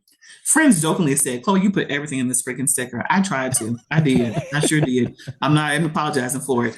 If we could have fit a bowl of gumbo up in there, it'd been in there some way. So you literally have like these mountains in the back, but you also have the spray paint. Because when you think again, like a lot of my studio, a lot of my early work was in the area, formerly 5 Points, also kind of the Rhino District. So it really was kind of this ode and homage to the season I was kind of rising to visibility in the Denver art scene. And a lot of my friends were muralists and painters and doing things of that nature. So that was my way of kind of both honoring accessibility and the expansiveness of that, but also honoring the beautiful Colorado sky. Colorado has the most amazing sky, and I can still see it, and I just kind of all joy when I get a chance to see it.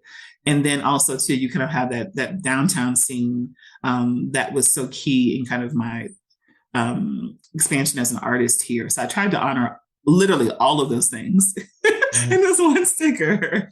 And it really works. I mean, all the colors work. I mean, it's vibrant. It's just beautiful. Yeah. I mean, fantastic. I so appreciate you. I wish I had known you in the past life that was that season, because this was designed, I think, number 42. Mm. And when I tell you, you ever create something and you're just like so exhausted, you just make a snow angel on the floor. My husband came into the room and I was just like rolling around on the floor. I was like, this has to be it. Because of course that's dramatic and that should happen. So when they approved it, I was just like, thank goodness. Because I had nothing else in me. That's awesome. I'd like to see the first 5. No? Let me tell you. I mean, they were strong, but they were they were also vibrant because the colors were the same. So bright blues, reds, yellows, things that were energized. You know, I'm one of those weird, nerdy people that thinks like government, when done right and ethically, and civics is like exciting and encouraging. Right. So I didn't want like a boring kind of traditional sticker. I want something that will be like, yeah, I voted. Yeah, that's me. Like I wanted that. I really did. And we still have, like, I'm looking at my bookshelf right now. I still have about 100 stickers left that we just kept. You know, we actually had purchased. We actually had printed ourselves that we just kept. And when I speak to elementary school classes, I will go and I usually issue those to them because Denver is a sticker town, and that is not lost on me. That's awesome. Yeah. That's so beautiful. Here's this. I'm going to admit something stupid for a second there. I've seen the hand there, right? And yes, I kept saying I voted, right? And I know a little ASL, not a lot. I can't communicate very well, but it took me a few seconds to go, oh, that's the sign. Cause I was like, what's that? What's the hand for? And this is, I thought of Mike Myers and Austin Powers, first of all. Yes. And classic. That's the first thing that come to mind, which is just horrible. And then all of a sudden I realized, oh, that's the symbol for I. Yes. And I kept reading, I voted. And I was like, what is the hand for? And anyway, I'm an idiot. No, this is a safe space. Please know that. Let me tell you why. That part was the part that took the longest. Yeah, I can see that. Second only, well, no, was it? I think, well, the background took the longest, quite frankly. But then the second runner-up, or first runner-up rather, was the ASL, because I wanted to be respectful. You know, I sent images of it to Valerie. You know, it is not something that I navigate, but I have deep respect for the community. So I was like, I don't want to do anything that could be perceived as being offensive. We're trying to include everyone. Because at first I voted literally using the hand signals for voted. And I was like, and when I shared that with our trusted focus group of friends, if they were not hearing impaired, that caused more confusion for them.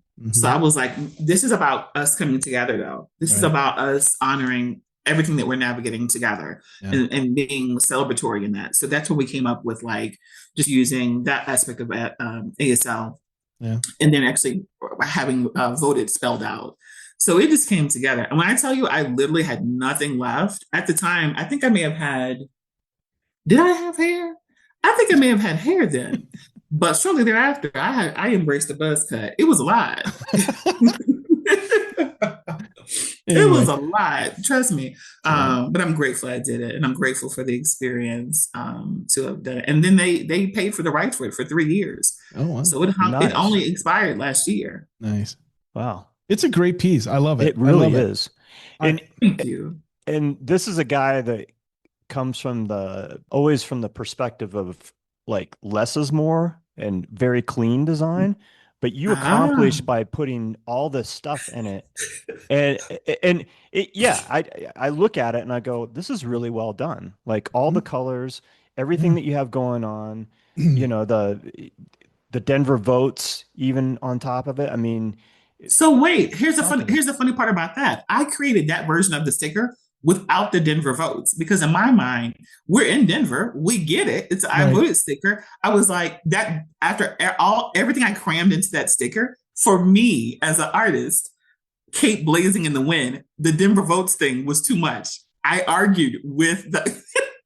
I It's actually implied. argued with I was like, it's too much. It's too much. And they were like, this is where you're like, okay. I was like, no, it can't fit. And they were like, Chloe, it has to fit. It has to fit. It's like one of the core things. And then I went back and I read the contract and I was like, oh, okay, it has to fit. So we just snuck her in there. We were like, get in there. And then I had to rearrange. You know how that goes with digital. I had to rearrange everything around her. So where you see like that's supposed to be like that orange spray paint right there, that's actual like spray, like when you move it, all that was done. It was light pigment orange. All that was moved by hand. Everything in that was done by hand. I think there was like 134 movements. Wow, and nothing was readily done other than Denver votes. Everything was created for that. I'm going to head you back though, because I'd have said Denver's implied. It's the skyline. Everybody knows it. We're voting in Denver. I would have had you back. I would have been, nope. That's the step too far. Right. It's damn implied in the. Never mind the everything sticker. else. Yeah. I tell you what, when the podcast goes live, I'm going to just like take a snippet of this conversation and put it on an old school cassette tape and just mail it in a brown bag to Denver Elections and say, hey, I appreciate the opportunity, but just for the record, I have someone who supports me. I have community. And then they'll probably be like, who's this weirdo? Yeah, because exactly. Somebody else knew in Who's that old bastard? No, but I love that sticker. Thank you. Yeah, it's a beautiful piece. I like it too. It really is. Like, you should be proud of that. And I know more of those. And we've had multiple people on the podcast that are colorblind. Oh, okay. And they do spectacular work. So it's interesting to me, like when you were talking about this, I was like, I have to interject a little bit. One of our good friends that we've had on the podcast multiple times, Dan Drossman, he is colorblind and he uses color amazingly well. Like, did he tell you how he does it? Because I don't know how they do it. He's looking at just tones, right? Oh, so okay. I've actually Dan has had me photograph some of his work and then print it out, and it's always. And I forget that he's colorblind because he'll come over to the house and I'm making prints for him and I'll say, hey, what do you think? This looks like it's pretty good as far as representing the true colors. And he's like, dude, what are you talking about? I can't, I don't know what color that is. I'm like, that's funny. You're looking at this blue and I'm going, that blue matches the blue of the actual original piece. And he's like, yeah, whatever. He's also probably giving you like side eye because he's like, I can't see that. I just forget because he does it so well. You would never. I know. We have a dear friend who's a contractor with us, who's been a contractor with Duplessis Art for like 5 years, and he is just the most amazing human. And I didn't know he was colorblind until maybe 3 years into our friendship, and I was like, how did we not have this conversation? Yeah, but it's one of those things. I mean, you won't know unless somebody tells you, right? Or true. Maybe you live with that person, they're your partner or whatever, and you're like, hey, you are a little bit mismatched today. that outfit doesn't work or something. I don't know. But yeah, it's interesting that that doesn't stop people. Another person we interviewed, he does all the backgrounds for The Simpsons. Really? All the vibrant backgrounds. That's and all. He's colorblind? He's colorblind. And I never knew. I grew up with this guy in Fairbanks, Alaska. He was. I'm sorry, back up. Did you know that I also lived briefly in Fairbanks, Alaska? Oh my God. Are you serious in this moment? Yeah. My stepdad was in the military. I was in the Air Force Base. What are we talking about? Okay, we're cousins. We are. This is, that was so obscure. I had to share that. Okay, please continue. Oh my God. Yeah, so I grew up in Fairbanks. I lived there since I lived from age 6 till I was a senior in high school when I moved to Colorado, and then I've been back a couple times since. But yeah, I essentially grew up in Fairbanks, so I know Eielson and North Pole and Fairbanks. Did you go to North Pole Elementary? I did not. No, I went to Wood River Elementary. Okay, I went to North Pole. Yeah. That's amazing. So small. It's so random, right? Like it's such a Yeah, Yeah. and to know people or to meet people that actually have had that experience is really, it's not rare, but you just don't run across people that have You spent time don't. there. You don't. Getting dressed for class, and my mom telling my brother, "Tell me now." And then him saying, "I don't have to potty." And then like once he's fully dressed in the suit and the boots, and him just like, "Mommy, I got a potty," and her being like, "Ugh." Like, yeah. So it's a unique experience. We were there for about 2.5 years and then moved back to Louisiana. Wow. Um, That's amazing. there I now I definitely feel like we have a connection. you go. I You felt do. that before, but It's the power. but It's the power of snow boots and potty stories. yeah, moon boots and and Yes, moon and boots. having Yes. and having so much stuff on, like in the Christmas Story movie that Yes. that you can't get the stuff off fast enough if you have to go to the bathroom. It's true. Oh, interesting. Your day job outside Hmm. of being an artist, how does that, I want you to discuss that a little bit. So, Colorado Black Equity Study is remarkable in a sense that it's a 2.5 year research program that I manage at History Colorado. And this equity study is special because well, there are a myriad of reasons, but I'll cover the top three. The top three reasons why I believe this work is deeply important and meeting the moment right now is it is an equity study, but it was an equity study that was born of people, born of community. So we have no federal dollars, no state dollars in our 1.3 million dollar budget.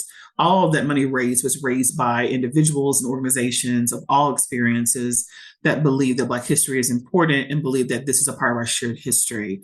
So, in my role as program manager for the equity study, I manage the day to day. So, I'm the person that does outreach engagement, engaging with media, donors, development, but also I am the person who ensures that the day to day operations are moving and rolling smoothly and that our research team has what they need.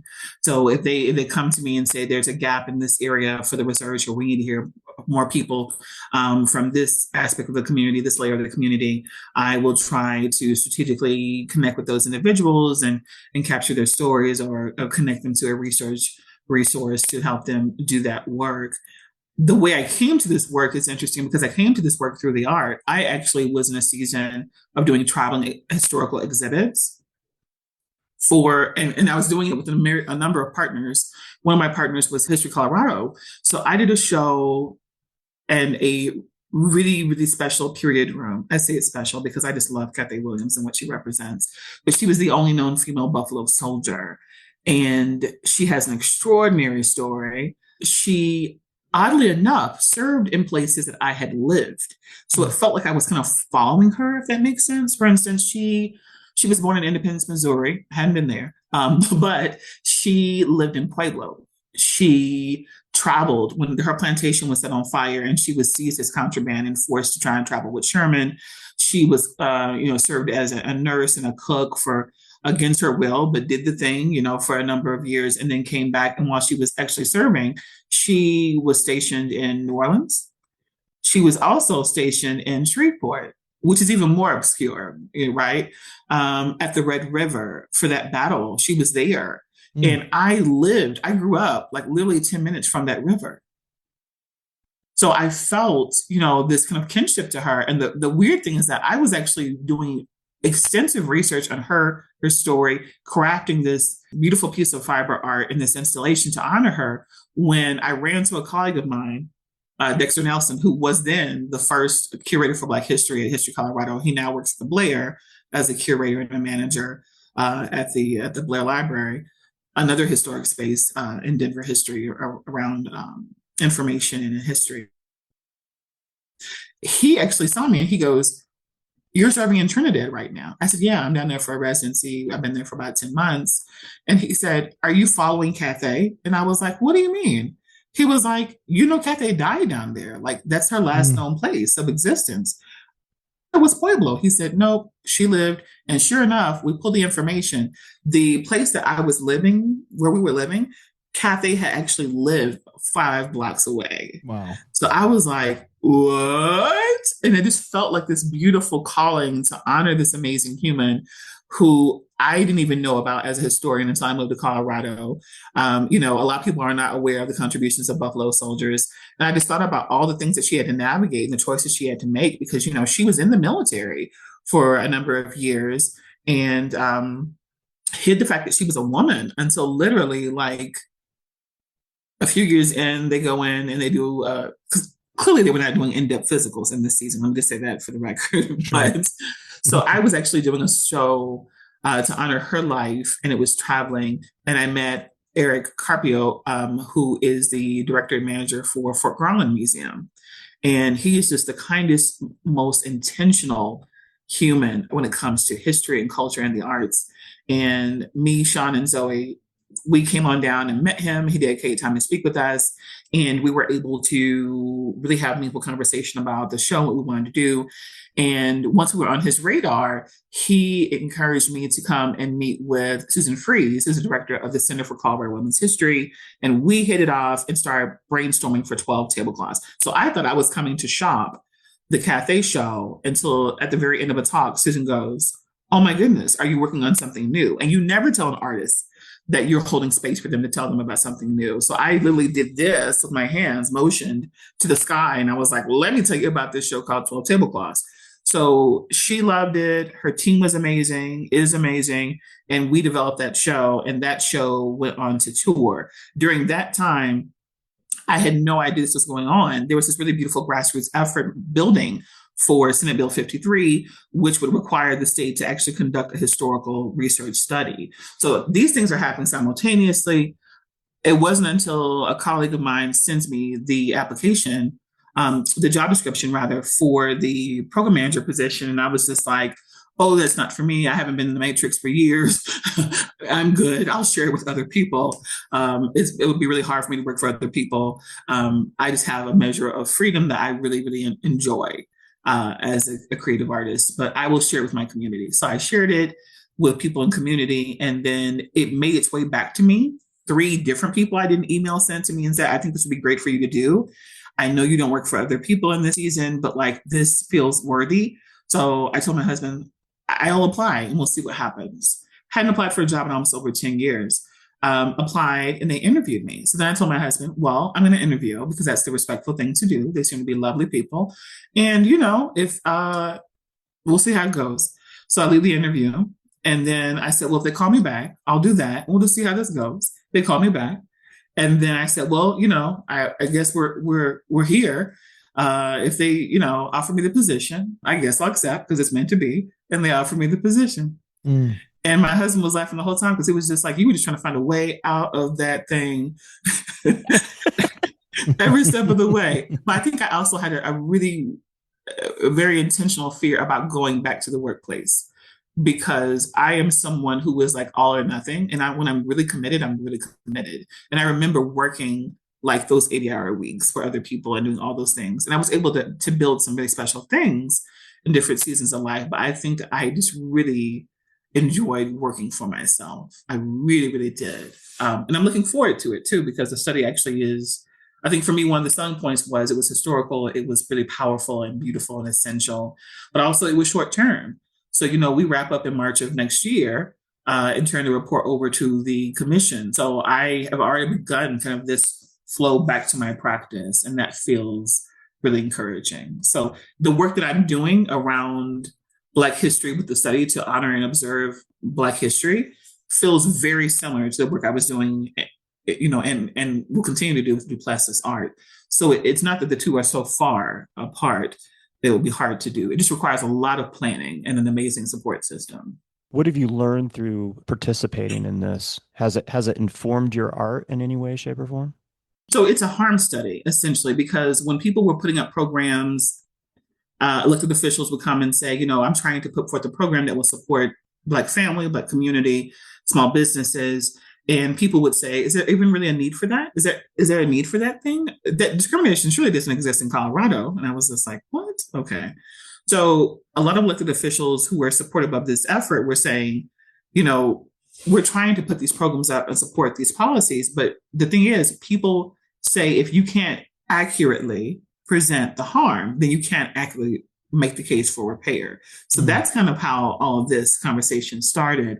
So by nature, this study is a harm study. So it means that, from days of territory to present day, essentially we're covering, based upon a scope that honors access to wealth, health, education, and justice, about 165 years of harm.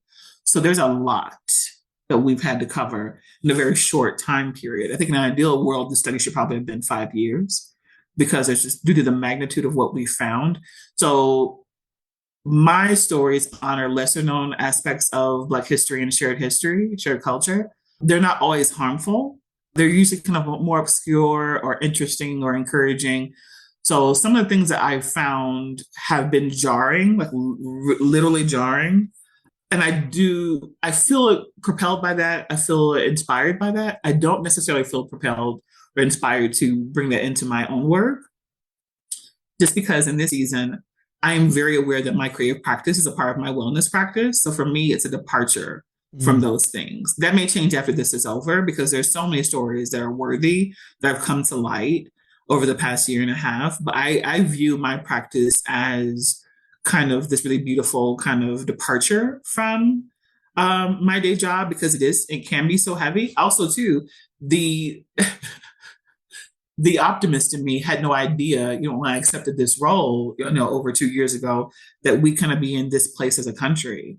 So that adds another layer to kind of what we're finding and how it's being addressed and honored and centered, especially when there's such an intentional effort to kind of dismantle a lot of the systems that do honor those things. So it's a unique place to be in. It's not one that we thought we would be in, quite frankly, but it's where we are. And I think as people of color, so much of what we're seeing right now, we've always known, because it's the world that we navigate. I think now people of other experiences and people who do not work outside of community are actually seeing this more so. So, it's not my quote, I don't know who it belongs to, but people often say things are brought up to be healed. And I feel like we have a tremendous opportunity to heal as a country as things are brought to the forefront. So it's definitely a very important opportunity to do this. And, when it's done, Colorado will serve as a model for the country, because this has never been done in the country before. And I'd be lying if I said I didn't consider that as a historian. That was one of the reasons I was like, yep, let's do that. Yeah, that's to crazy. be a part of that. History Nerds Unite. So that feels really special to be a part of that. And I'm very aware that the work we're doing now is not just honoring these beautiful voices of the ancestors who had no voice. I'm doing this for little kiddos, for my Zoe and her friends, and it's important. It's important work. So yeah, and it would appear like the new administration, or the current administration is probably a better term, is reintroducing more harm.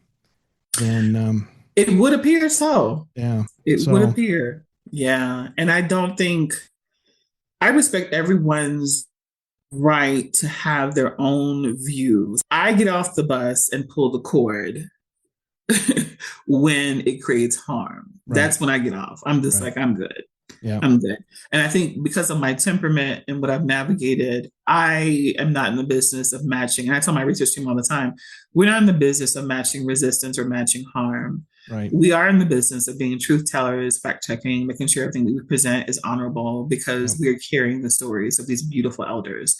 And to be clear too, even though this is honoring the experiences of Black Coloradans, the reality is it's never been just us, right? Anyone who's the civil rights movement or early movements in communities of color, there are always persons of other experiences who are in the fight with us. Yeah. So this is something that just on a human level should be of value to people, moving and shifting and living forward on a human value, because I believe everyone deserves to have the right to quality of life. Like that's, for some people, that's the ceiling. That's my floor. Right. Yeah, that's my floor. Yeah, so it's been pretty interesting. I will say this, we have had tremendous support from community, and that's been really encouraging. Yeah, no, that's fantastic. Now, you did an exhibit called the 12 Cloths. Now, is that kind of in connection to what we were just talking about? It is. So I was doing a show in New Orleans in the Warehouse District. And for people who are familiar with the Warehouse District, a big portion of the Warehouse District in the French Quarter used to be slave dens and auction rooms for enslaved persons.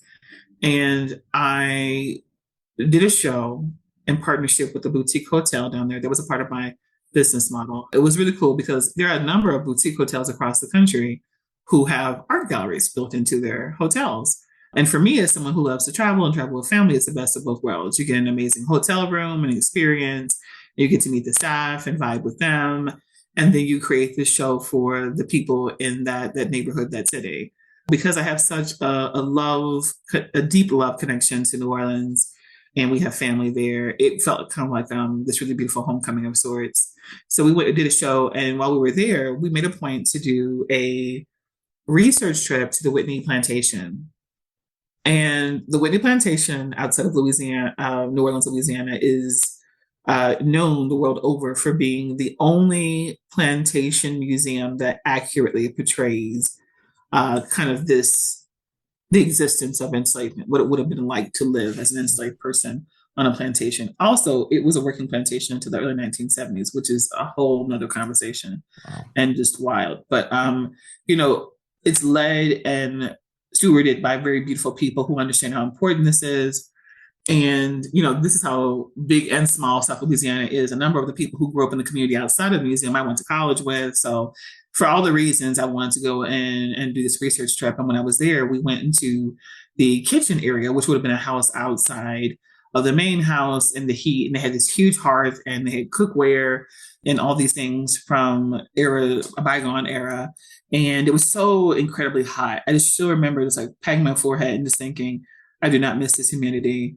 It's so great to be home, but it's so incredibly hot. It's so freaking hot. And I was just like, my child was like starry eyed because, we moved to Colorado when she was 3. So she was just like, like, why? So we were adjusting to that and listening to the curator tell us about the daily work. And at some point she mentioned that the women who were cooking behind the house would be not just, fishing, cooking, procuring, doing all the things for this food, because there is no supermarket, nothing of that nature. Right. It's just really labor intensive work to provide 3 meals a day, but also too, there'd be women at this cauldron situation outside of the house that would actually be boiling tablecloths. And I was like, what? And she goes, yeah. I said, well, how many tablecloths are we talking? She said, oh, usually at each meal, 12. And I was like, I'm sorry, go back. And she goes, between 20, literally 10 and 12 tablecloths, because there were 10 and 12 courses for each meal. And so I thought about 3 things. First thing, what are you eating for 10 to 12 courses? Like, what are we eating here? Like, what are we talking about? Are these pickled foods? And, is this like venison? Like, what are we doing? So the second thing I thought about was, as a woman, how labor intensive that might be to do 12 tablecloths for, each of these meals 3 times a day, and how hot it was to be boiling something, and just the safety factor of that. I thought about that. And then the third thing I thought about was just how, because there was no version of this where, you're working for 6 months and then there's like a vacation, just how intense this labor must have been, like this perpetual situation of labor. And I just really, my heart just kind of sank, and I was really thinking a lot about just the experience of being a woman and of being someone who is actively working to create quality of life for people in the main house at the expense of their own. And we left after that. And on the car ride back to New Orleans, it's about a 45-minute car ride, give or take. I was really quiet. And that was really, really shocking to my husband because I'm rarely quiet. And he said, are you okay? And I said, I am, but I don't know what I'm going to do with that. And I really carried that show for 3 years. And every time we would travel for a show, I would look to see if this was the right place to offer it, or if there could be a partnership to honor these women's stories.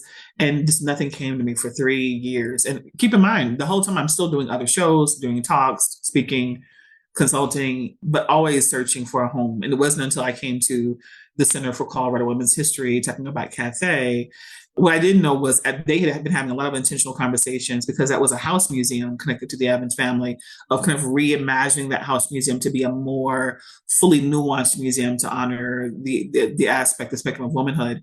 So they were looking for something that was more inclusive to honor different stories beyond the family story. And they were looking to specifically reimagine the dining room, because that had been the one room where they had been having kind of hitting a wall around how to reimagine that story behind the beautiful china that was in the room, and it is beautiful, but it was a very unique story. So when I mentioned this notion of 12 tablecloths, they were just like, what?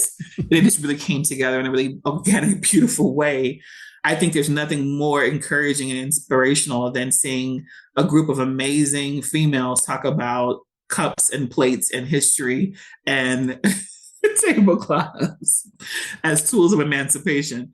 That feels right to me, because so often when you really hear stories of domestic service, you really hear stories that center and elevate domestic service and honor it for what it really is. It is innovation, right? Yeah. So many things were invented in the kitchen that we still use. It is, not just innovation, it is active, real-time community space, capacity building, conversations. People have launched buildings and launched wars, all from a table, surrounding themselves with, things of the kitchen and, butt cakes in the middle. So let's not underestimate the things that have come out of kitchen talk, So Right. we got excited about that, and the show was born, and it opened that summer. And we anticipated having a small intentional opening, and we had over 100 people show up in this house museum. So I had to do 3 tours, which I loved every bit of it. And then we had to really embrace kind of this shift of energy that came. We had almost, when it was said and done, the show was extended twice, and we had about 2,000 people come in to see that show. That's remarkable. Those are remarkable numbers for a house museum. Sure. Let me just say that. Yeah. Especially because the capacity in the room is about 20 people. So what we found was people would come, but they would come multiple times. So if there were some people who came for the opening, they would come back 2 or 3 times that summer and bring people who were visiting them, bring their moms, sisters, husbands, brothers, kiddos. And we were just like, this is beautiful. And that's when Eric and Susan approached me and said, would you consider having the show travel? And to me, I'm an artist, but I'm a historian as well. It has to make sense. I said, this story should not travel. I'm not in the business of actually dragging ancestors across the state. We did this here because we wanted to demonstrate a love and a respect for domestic service, but also honor the fact that the contributions of Black women in the South bankrolled the mint here. This notion of all the harms that our country has experienced being placed neatly at the South, this is not based in truth. It existed everywhere. Yeah. And when we honor that, we honor the opportunity to move past it and to be intentional about preventing it from happening again, So that was the reason behind this show. Also, too, of the top 10 Denver families that amassed wealth and prominence, a good portion of those families had ties and roots to Alabama, Louisiana, Mississippi, and plantations. So, for me, it was telling a bigger story, a westward migration story, so to speak, that was not necessarily talked about. But I think also, too, when they asked for it to travel, I said that only works if you can actually provide proof that there were Black people living in these places. So they went back and had a meeting amongst leadership and came back and they said, we have the proof. So we use census data and archival information to document these lesser known stories. And with every show that we've done 3 shows now, we're adding these names to the roster. So it started in Denver, it moved to Trinidad, it went to Fort Garland, just wrapped last month in May. Well, no, I guess it's 2 months now, in May. And then the last episode will be in Leadville in September, this September. Yeah. And that's exciting too, because as you know, Leadville is the highest city, incorporated city in the nation. And it feels really good to be able to tell the story at the highest point, because historically, Black and Brown people have been kind of reduced to being at the bottom of lists. So we'll be honoring Jessie, and Jessie was the first baby born in Leadville, and she just happened to be a woman of color. Oh, wow. She went on to be a teacher and a nurse, and was honorable citizen, and we wanted to just highlight her beautiful lesser known story through that show. So I'll create a period room at Healy House and a new set of garments, a traveling dress for her, because she traveled. She left Leadville after she came of age and moved to Denver and ended up actually retiring in Long Beach, of all places. Oh, really? So history moves and travels, and that's what that show is about. It's been an honor to partner with History Colorado and move this around the state to honor their stories. Yeah, that's fantastic. I love that. What a great idea, right? Like tell these stories and have it featured in these various places and add to it as far as telling the stories of those folks that were living there and experiencing that part of the country and at that time. For sure. And each one, even though we're carrying stories, every time we go to a different city, we honor people who lived in that city. We also honor local artisans, and local foodways. So you'll see in the kitchen area, you'll see pinto beans, you'll see green chiles, like you'll see things from the different areas. You'll see brush and tweeds and flowers and local herbs. Each show is hyper localized in an effort to honor that. And that's one of the things I told them. I said, if this show's going to travel, we have to bring in the culture from the town or the city we're going to. I think a big misconception when you live outside of Denver is that people believe that anything coming from Denver will be widely accepted. And that's not necessarily true. The reality is people in the rural area have their own stories, their own culture, and they're just as worthy. Yeah. So I said, for this to be able to be of importance, it can't just be something that we're just like dragging from Denver and saying, ta-da! Like it has to be something that we're literally saying, there's a measure of care and kindness that goes into these stories. These are real women, real children. They had value. They have value, and so do, your local foodways and your local history. These things matter. I'm Chloé Duplessis, and you're listening to Tenet Podcast. Talk about the difference between each one of these exhibitions, like what you incorporated from the one in Trinidad to the one in Fort Garland to what you're doing in Leadville. The one we did in Denver honored a woman named Myrtle, who had Missouri roots, but had traveled to Denver, and she was the washerwoman in the Evans house. And a fact that it kind of rose to the top of the conversation was, for all the years that she did laundry in that house, 6 or 7 days a week, she was never allowed to be in the house. So when we connected with her granddaughter, who just happened to be in Denver doing, community work and family work, we received an oral history from her. Super grateful to have been referred to her by Dr. Janon Graham Russell, who was an anthropologist and a historian who was doing a fellowship at the Women's Center at that time.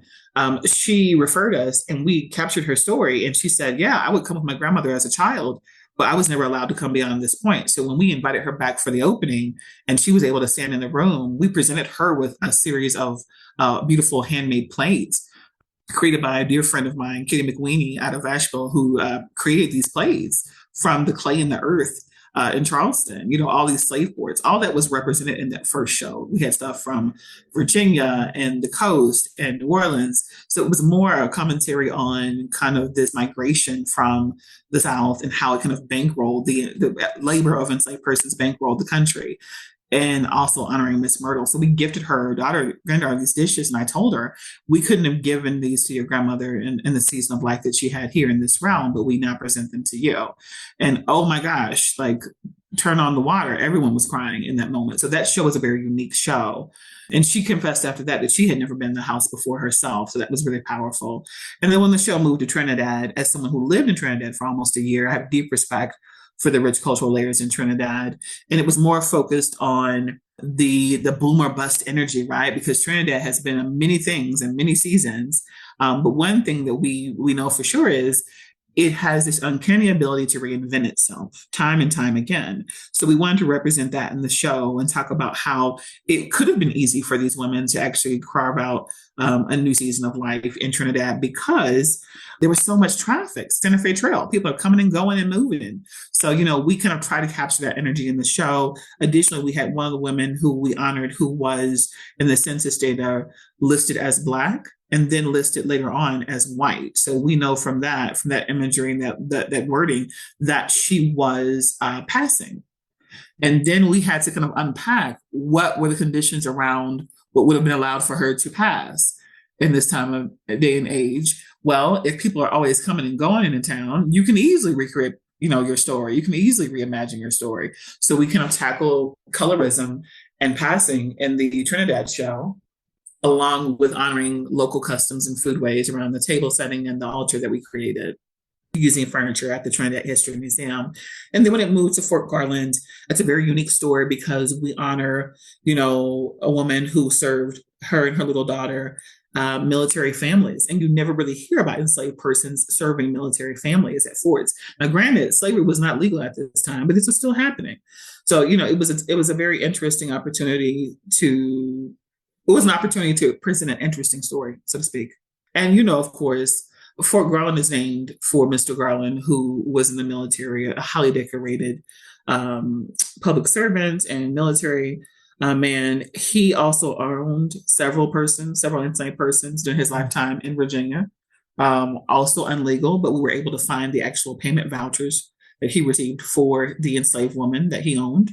So, a lot of these things were like the first time that were being shared for the first time. And I think that's what excites me about doing this work is whatever I think coming to a show or coming to an installation, I'm always finding out new things. Sometimes literally up until like the day we actually open the show.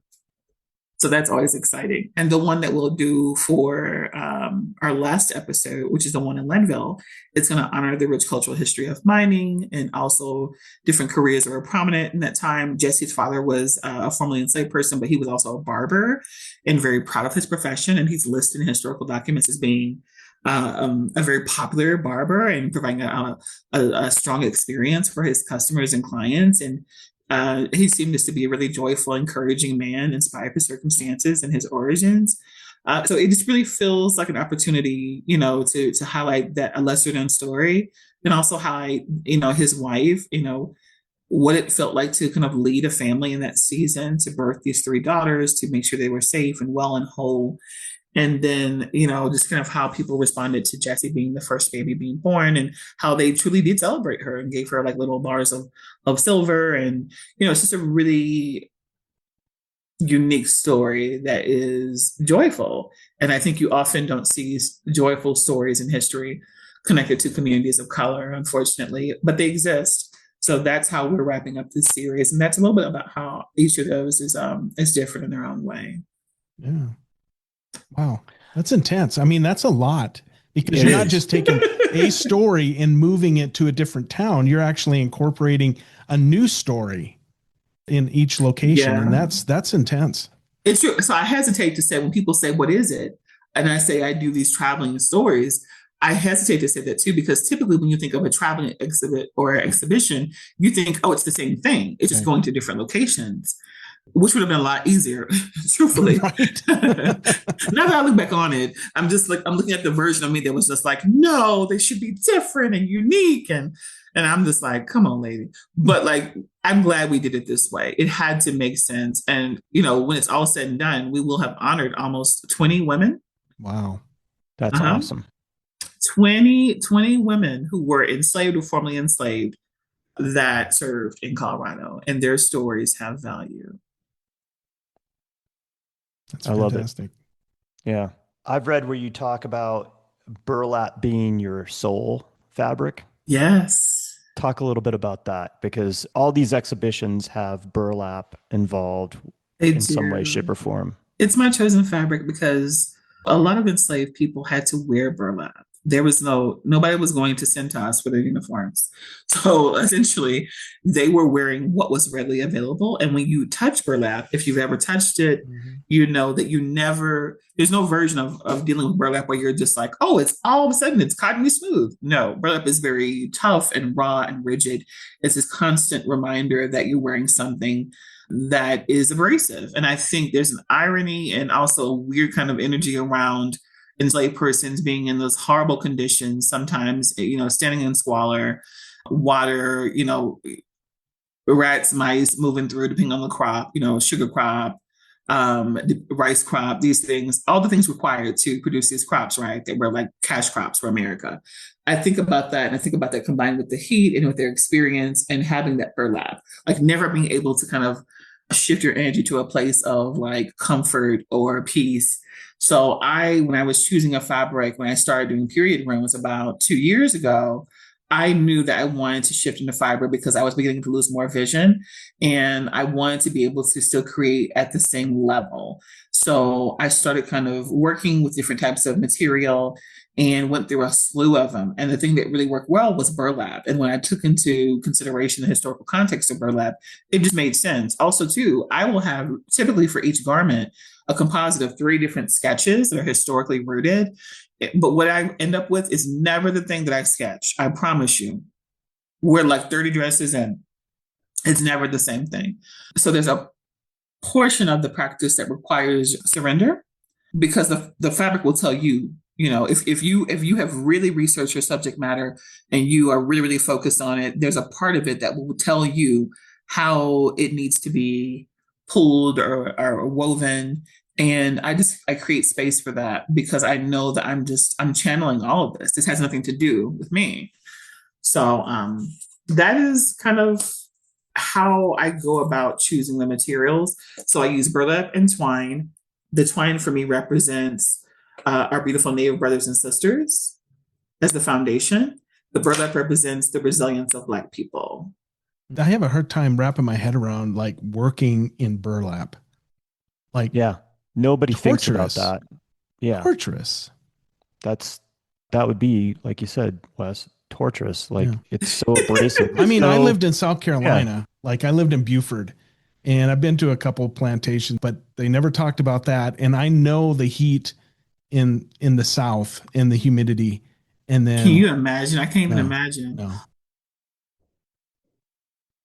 We've been very fortunate to be quite busy over the past 7 or 8 years here. And we're just super grateful for people who have, we have a small but mighty following of about 300 people, and almost all 300, even people who don't live here anymore, they try to come to their shows. nice. Like, they'll schedule travel around it. Like, I do not take it for granted that people have moved and retired or are in different spaces, and still will come back and say, is there a host hotel? What are you doing? Like, all the things. And because of my background in government, for big shows, we do that. We partner with the CBB.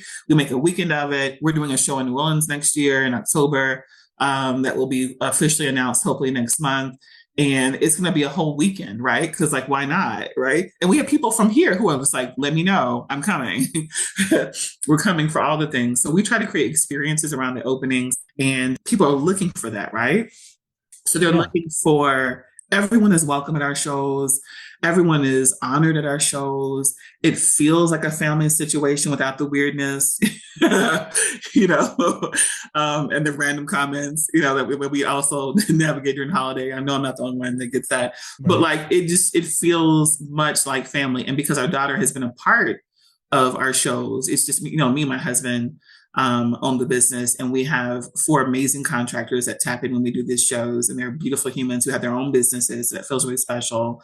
But our daughter has grown up in this world. So, like, when we just did the show literally 3 weeks ago for Origin Story in partnership with Understudy Gallery and Denver Theater District, it was such a fun show. And I was so ready for it, because as you have seen and heard, a lot of my shows are steep in the heavier parts of history.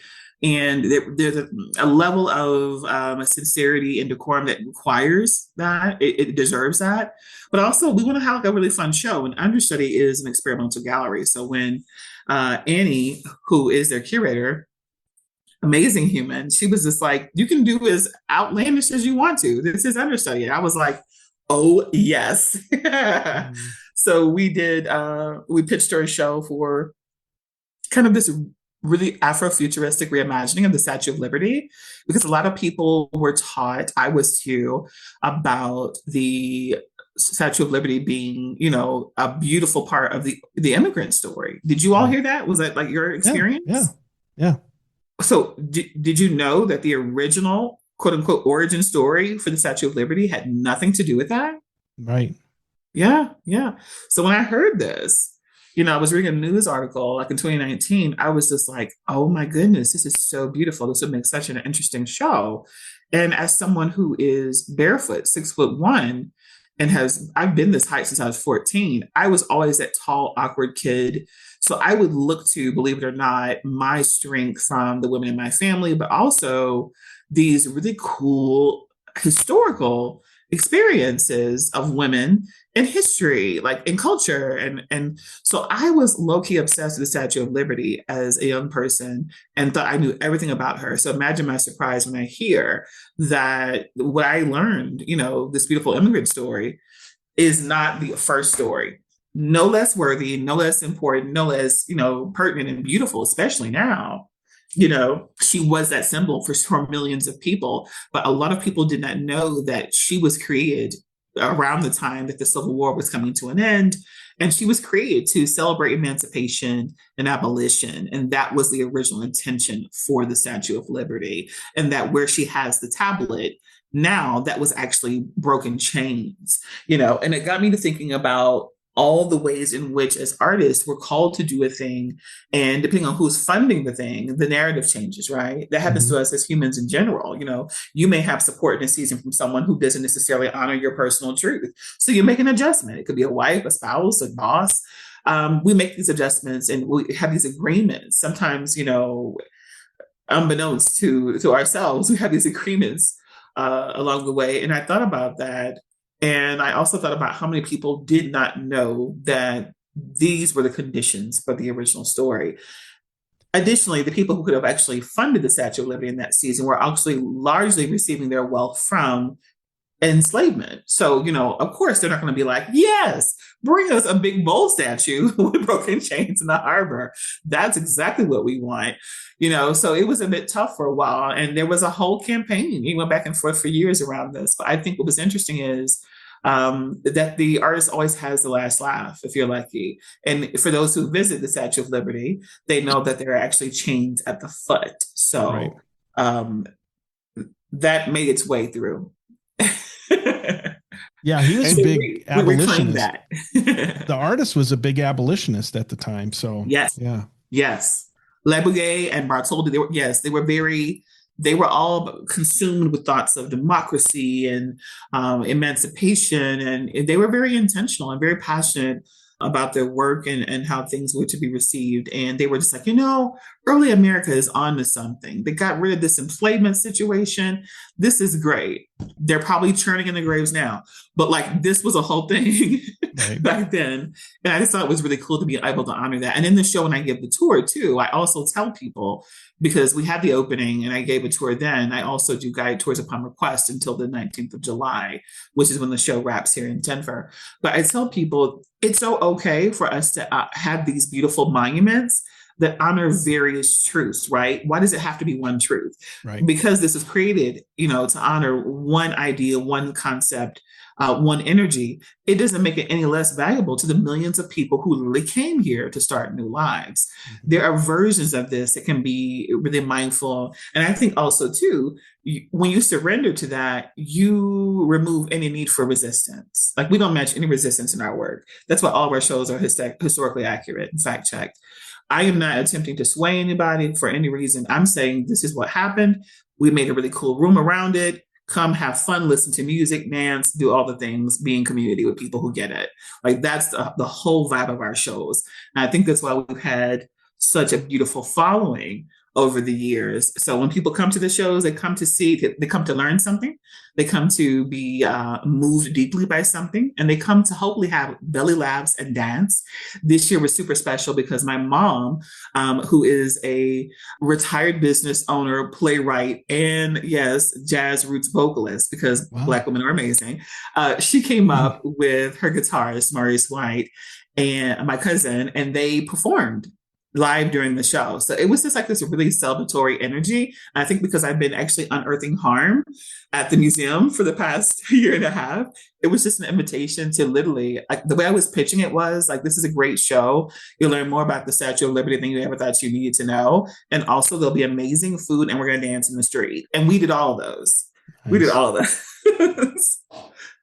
So it is all about time travel. It's all about taking people to a place that we haven't been in real life, at least not in this season, in this realm, in these bodies, and also creating opportunity for people just to connect with people they would have never seen before or met before, and hopefully leave with some friendships. And I think the best compliment to what we do is usually when our shows are wrapping, there are people who are just like, oh my God, I haven't seen you in forever. Or there are people who are just like, you want to grab a coffee? Mm-hmm. And I'm like, yeah. Yeah. That's good work there. Number Yeah. one, I respect the fact that you're fact checking everything, because I think in today's society that is so important, because Yes. we start to question what is real and what is not. So the fact that you're fact checking, right? And then you're Yes. bringing people together, and it can be heavy conversation, but at the end you're bringing celebration to it, Yeah. and it Yeah. allows Even, people to yeah. connect. It does in a really natural way, right? Like no one's saying everyone get in this box, see this thing, listen to this, 20 minutes overview, and then like and go. Right. It's not speed dating for capacity building, but people kind of just gravitate towards people based upon the piece of work that they're viewing or a question they ask when we do Q&A. We always do Q&A. It's never scripted. Years ago, I told people ask real questions because like if we're scripting this, like, what are we doing? And it's just an opportunity to connect with people in real time. And also, the Southerner in me always wants to have amazing music and food. I feel like that sets the stage for anything to be really special. Yeah. Yeah. Sure. I mean, those are two things that really bring people together, Yes.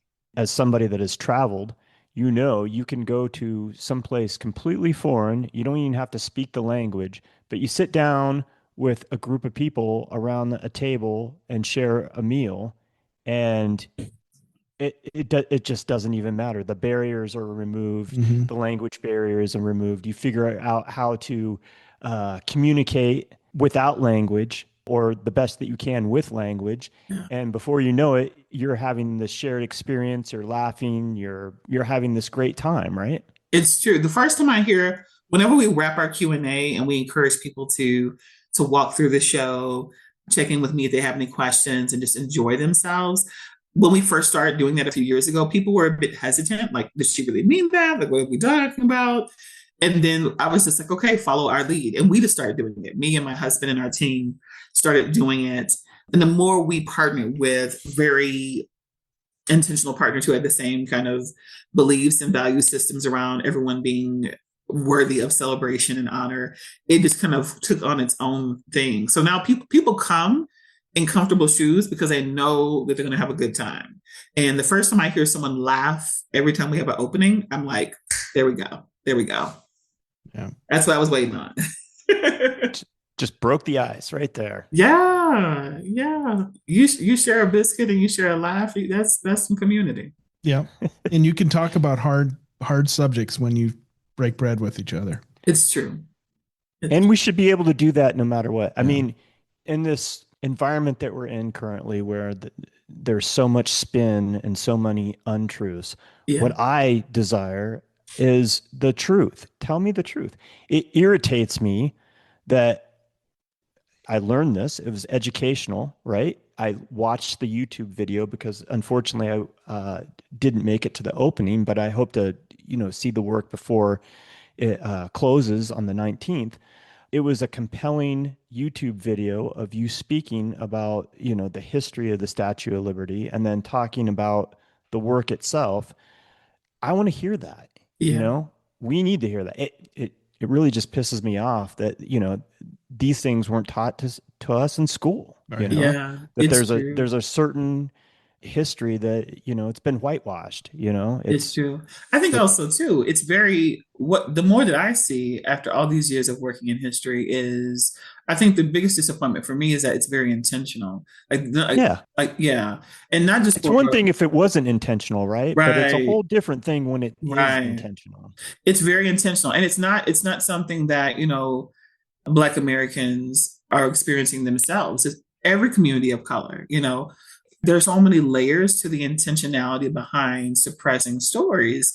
And I think I always tell people, two of my daughter's closest, friends and buddies that she had in school this year were persons of other experiences ethnically. And I was talking to one of the moms at one of our get-togethers, and she was saying something like, it's so important for you to do this work, Chloe, because young Black kids need to know this beautiful history they come from. I said, I totally agree with you. I said, but also too, your daughter needs to know the history that she comes from. This is shared history. This happened in this country. This is not Caribbean, South America. Like this happened here. And it's important. I said, also too, it's important for you all to have real conversations if you're open to it with your children. And she said, what do you mean? I said, when we put our daughter in traditional school, before we knew that that wasn't the best space for her in this season, in kindergarten, we knew before putting her into kindergarten, we would actually have to have the conversation about the N word. And she was shocked. She was like, not at 5. I said, our research, from almost all of our shows, there's a survey tool when we engage groups to get the show to where it needs to be. And what we determined early on, based upon collecting oral histories, almost 100 of them, was the average experience with discrimination in this country for Black kids is between the ages of 4 and 10. Wow. The average experience that we found, based upon our research of young kids of other experiences, experiencing or witnessing, because sometimes they're not in it, but they're witnessing, right? Their friend, their classmate, their schoolmate having this experience, is 5 to 11. We're right next door to each other. So if you're not having a conversation on why it's harmful to use certain words around communities of color with your kiddos, if I'm the only one having the conversation, it makes that lift so much heavier, right? And it's not to say that anyone I encounter who is not a person of color, I assume that they're accountable for all these things. I don't. You weren't here. It predates you. Heck, it predates me. But I have to navigate it. So I think once you're aware, all I am asking for is through the work is that people acknowledge it happened, and let's come together and talk about, let's discuss it, let's unpack it and take away its power. Because like it's still roughing us up years later, and it shouldn't. It really shouldn't. I think the best way that I can honor the experiences of my ancestors is to live a life that centers truth and centers their stories, but also to do all the things that they couldn't. And I know that they were hopeful. I know it because I exist. If they weren't hopeful, I wouldn't exist. Right. So I had this unwavering optimism, even in the toughest of circumstances, that this work was not just a calling, it was my birthright. And I want people to embrace versions of that in themselves. We're all here because our ancestors had hope. And if we just lean into that, it gives us the courage we need to tackle these tough things and to also to release them, right? We need to release them. I love your take on it. And I'm so glad that you're doing this work. I have this piece pulled up from the current show origin story. It's stunning. This is kind of the centerpiece, if I'm not mistaken. Yes. Talk about it. Tell us what the name is and describe what is going on in this particular piece. So this is the signature piece from the show. There are a few digital images that are a part of the show. And of course, I love a good political cartoon. So we have some of those, some really top-notch ones in the show for people who are able to have visited. But this is a signature piece of the show, and it's called Reclaiming Liberty. So it's honoring the origin story of the Statue of Liberty. This piece is kind of this really beautiful tribute to reimagining what liberty looks like, what she means to us, to honoring the fact that almost whole generations of people came through the school system and never knew this history. Is wild, but it actually happened. And people have gone from here, right? There are people who actually were birthed, lived, and died thinking that this was solely honoring the beautiful immigrant story. And I think that there's just so much more, to our history. And this is not something that's just, connected directly to the Statue of Liberty story. There are so many things that I've researched over the past decade or so where, we did not hear the full story. And I think hearing the full story creates an opportunity for us to really honor it and to move through it too. So you'll see that movement in the dress. You'll see the fluidity in the dress on the right-hand side of the dress that's meant to mimic water, the harbor, the waters of change, the movement. Even when you stand and sit still for different things, in your physical body, you think you're still, but inside your body, blood is moving, circulating, energy is moving, emotion is moving, air, breath is moving. That's how we're built as creatures. So we try to include movement into the work. You'll also see behind her a deconstructed American flag. The flag that would have been available during this time would have had approximately, I think, 37 or 38 stars. We only did 20 stars. And each star is meant to represent the life of the 20 and some odd persons that actually docked at Fort Comfort in Virginia that started the transatlantic slave trade in 1619. So what you'll see oftentimes in my shows is we'll present this one overview of an idea, with some key information and some data. And then we'll also weave into these shows some different aspects of history that are lesser known, that are relevant and are connected, because it's all connected. And then you'll see her on shipping containers, because of course Statue of Liberty was shipped over here in 200 containers. It was meant to be, everything is brown. It's supposed to be really grounding. If you've been in Understudy, it's a very beautiful, unique space. It's an intimate space, and the floor is cement. So we wanted to kind of break up that industrial modern energy with the brown, the wood, the rustic energy of it. You'll also see on the left-hand side of her dress, if you're facing the dress, she's come undone. It's the dress is torn up to kind of what would be mid-thigh, assuming that would be the point. And then we also have like the wire. You see the casing, the wire of the dress, the foundation of the dress. And then you see these metal coils that are actually coming out of the dress and spilling over the side, meant to represent kind of a commentary on where our country is right now. You have a lot of systems and different things that are actually breaking down in real time, stories breaking down in real time. And it can be really heavy some days. Some days you don't want to turn on the radio, you don't want to turn on the TV, you don't even want to, check your phone, because it's just like one thing after the other. But when that happens, cocoon, do what you need to do to self-soothe, be with family, be in nature, hydrate, like do all those things that are part of your practice. But I also know that we don't get the luxury of tapping out if we want something better. We can't. Right. We can't. So, I talk a lot to people who are just really disillusioned about where we are as a country right now.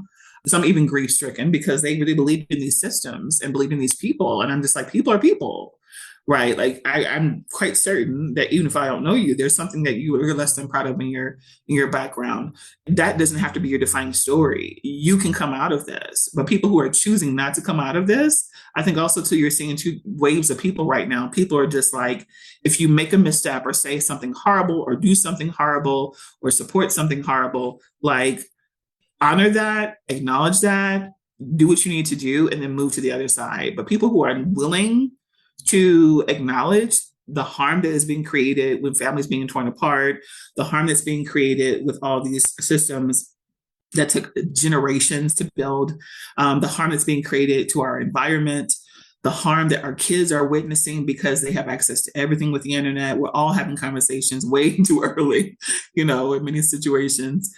It's real. It's a real harm. And I think, we have a responsibility not to create additional harm. We are not the harm of our ancestors, but we have a responsibility not to create additional harm. And I think people who are like, I'm not going to do anything, I'm just going to sit in the background, they need to understand that's also a choice. Yeah. It's still a choice.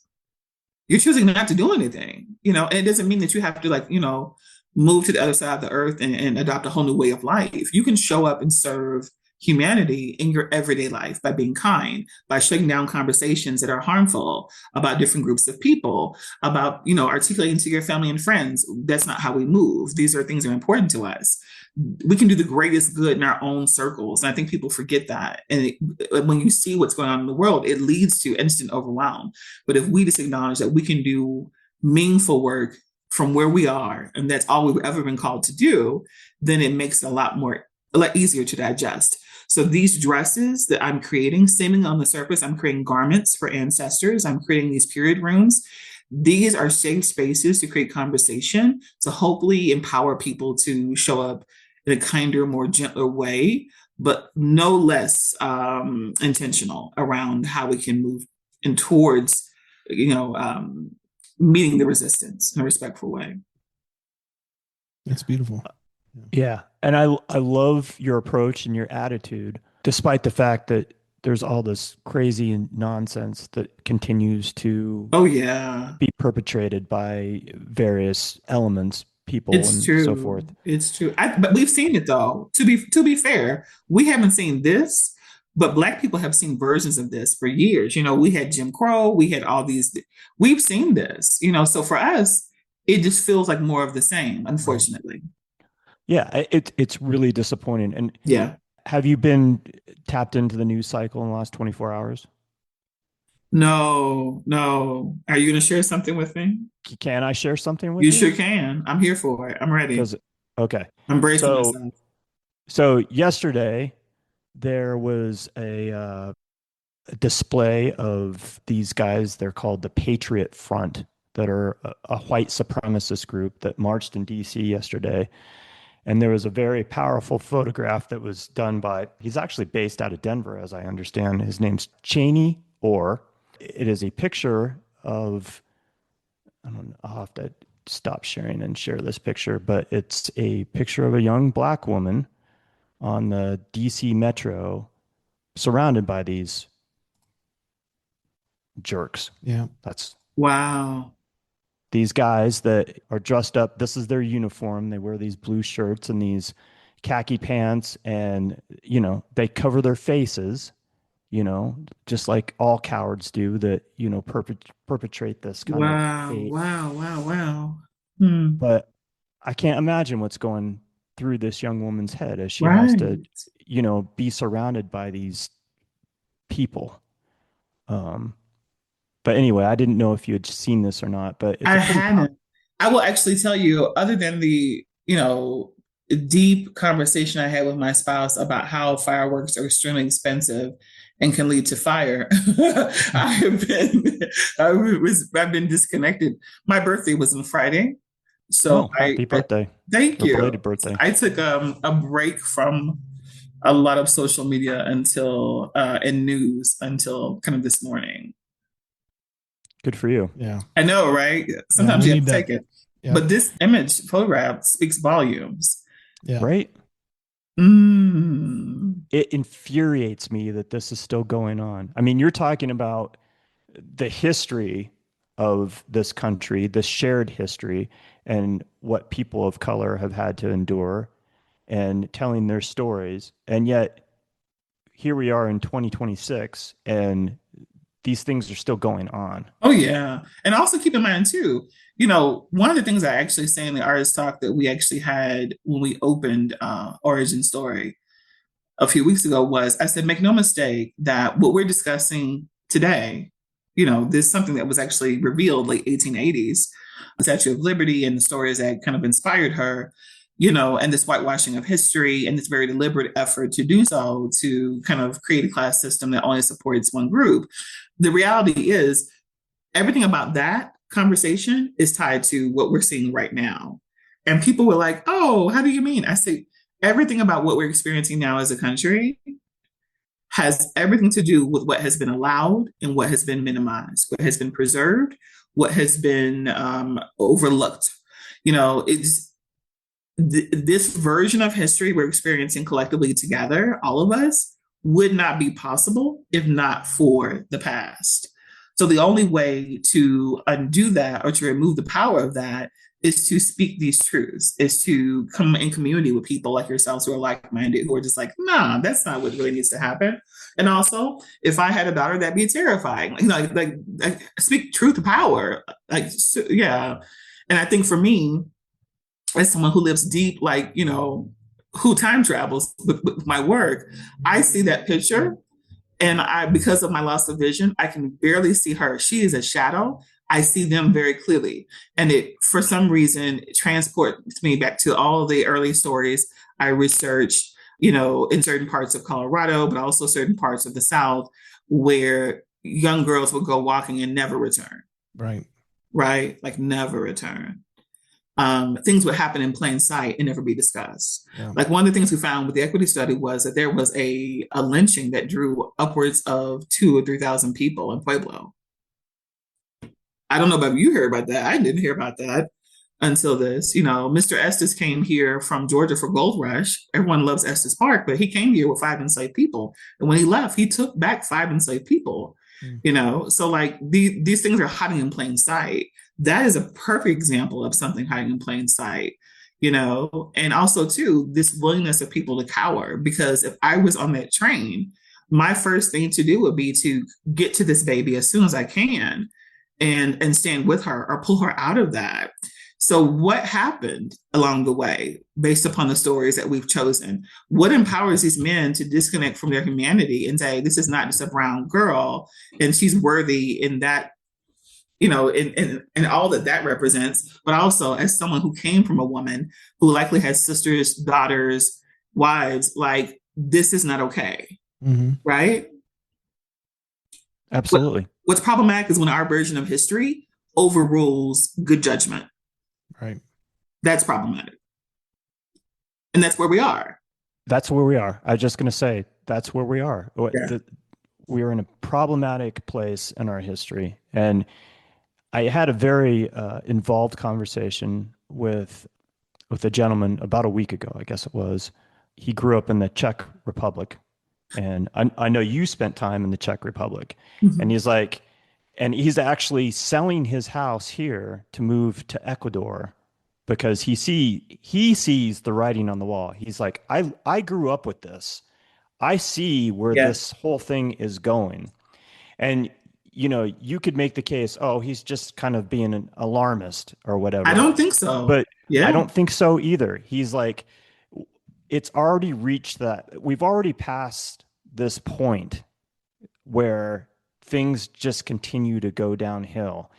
And I think all of us want to believe that we're going to change this course. And I hope that we do, right? But the reality of the situation is these people continue to perpetrate and push us into this realm of this darkness that I don't know that, we would like to think that this would be turned around with peaceful actions and being positive and doing those things. And I think we need to continue to do that. But I'm kind of in agreement with them in that, it's probably going to get worse before it gets better. And Yeah, and that's the general energy too. A lot of my friends who are historians or sociologists, they are just saying, history has indicated that we can find our way back because it's in us, but it's not going to be an overnight situation. Right. And I think that to me is the kind of the energy and the contradiction of like last year. Because if you remember in January, like literally almost every day there was an executive order, like whole systems, businesses, ideas, installations were being dismantled, like actively dismantled.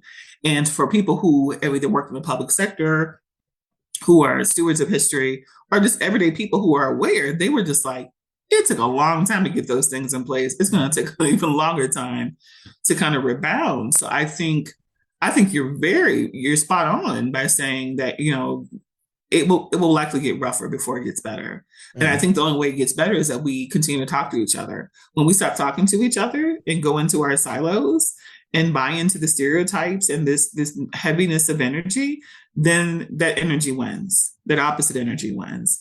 But if we are talking, then we're actually talking through things in real time, dispelling things in real time, finding connection in real time. Sharing with people that we both, for a moment in time, we're in Fairbanks. Different things, these things have value and they only come about when we talk to each other. It's the most underrated form of healing. It's talking to other people. Yeah. one thing that kind of hit me and I thought was true in this conversation I had with this man is he's like, the problem with Americans is that you're too polite. Like you're not willing to talk Oh, about the hard things. You're not willing to stand up and huh. say those things that need to be said. He's like, I go to the gym and I have a conversation with somebody. And even though they're in agreement with, the way that I feel and my belief system, he said they always stop in conversation, they look around, and then they quietly say what's on their mind, you know? Mhm. And he's like, if there's anything that I learned, growing up in the Czech Republic is that you can't be silent. You have to use your voice and you have to speak up. You Yeah. cannot just be complacent because complacency just breeds, what we're seeing right now Yeah. because they have it, they have it over you at that point if you're not willing to speak up. Yeah. I think a lot of the behavior that we're actually witnessing has only been allowed to exist because they know some people won't say anything. Oh yeah, Yeah, for sure. right. Again, Yeah. just being polite and you don't want to, destroy a perception of or a friendship or whatever it may be, but calling it out and just calling it what it is. Like, hey, For this is sure. wrong. Yeah. And you free yourself too. I think we've all had an auntie or uncle who made a horrible comment during Thanksgiving. Right. And to keep the peace, we simply pass the peace. Yeah. Yeah. We are no longer in pea passing season. Right. No, not anymore. Not anymore. No. Um, and I see it on people. I've seen it in talking with artists, a lot recently, just that mental fatigue. Everybody is mentally fatigued Yeah. from living in this situation and where we're at right now. And, we just got to keep pushing forward.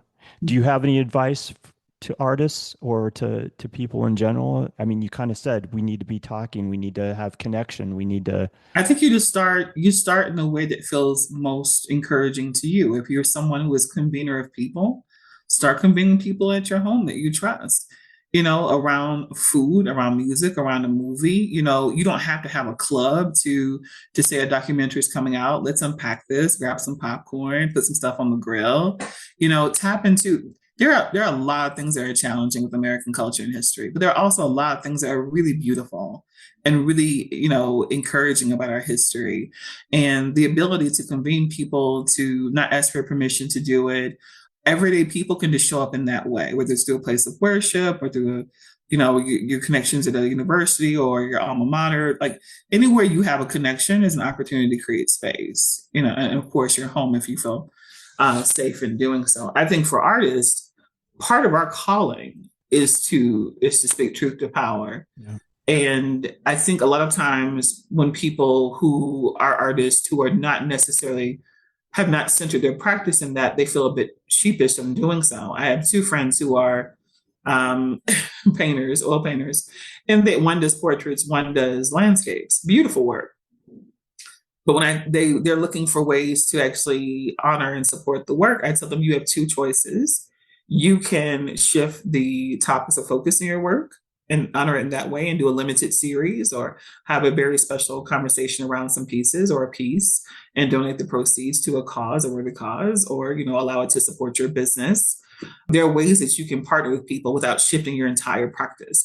I think people think it's all or nothing, and that's where the overwhelm comes in. Like no one is telling people that in order to honor the ills of the inner city or of underserved communities, you have to literally, recreate that horrible Michelle Pfeiffer movie where she moves to the ghetto and teaches people to read. It doesn't have to be that dramatic. Right. You can literally just say where you are and find a cause because people need to be served in every way.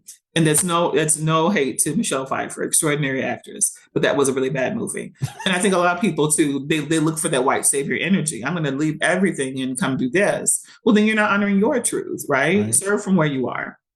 Serve from where you are. And the more that you begin to read and ask questions, the needs will present themselves. You won't even have to look for them. Of the needs that are presented to me on a weekly basis, there are literally things I just can't do anything about. But because years ago, I made an agreement to receive these divine downloads for these shows. Now it all comes to me. You can't undo it. But I think the more that we begin to have conversations, exercising our belief system, whatever that may be, or lack thereof, if you're creating your own system, I think there's room for everyone to show up the way they feel comfortable showing up. And I think that if you don't have the capacity to do the work, connect with someone who is doing the work and try to support them.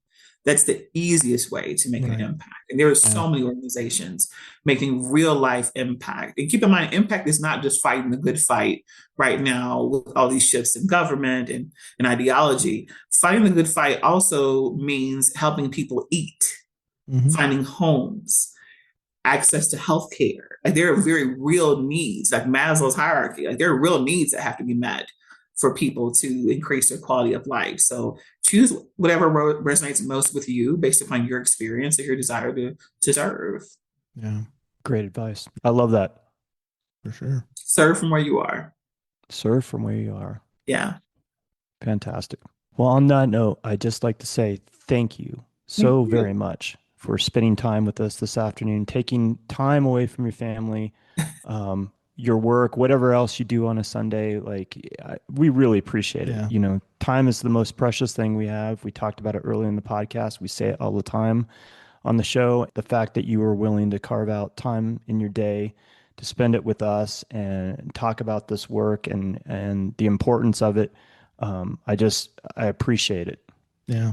I appreciate you. I appreciate the invitation too.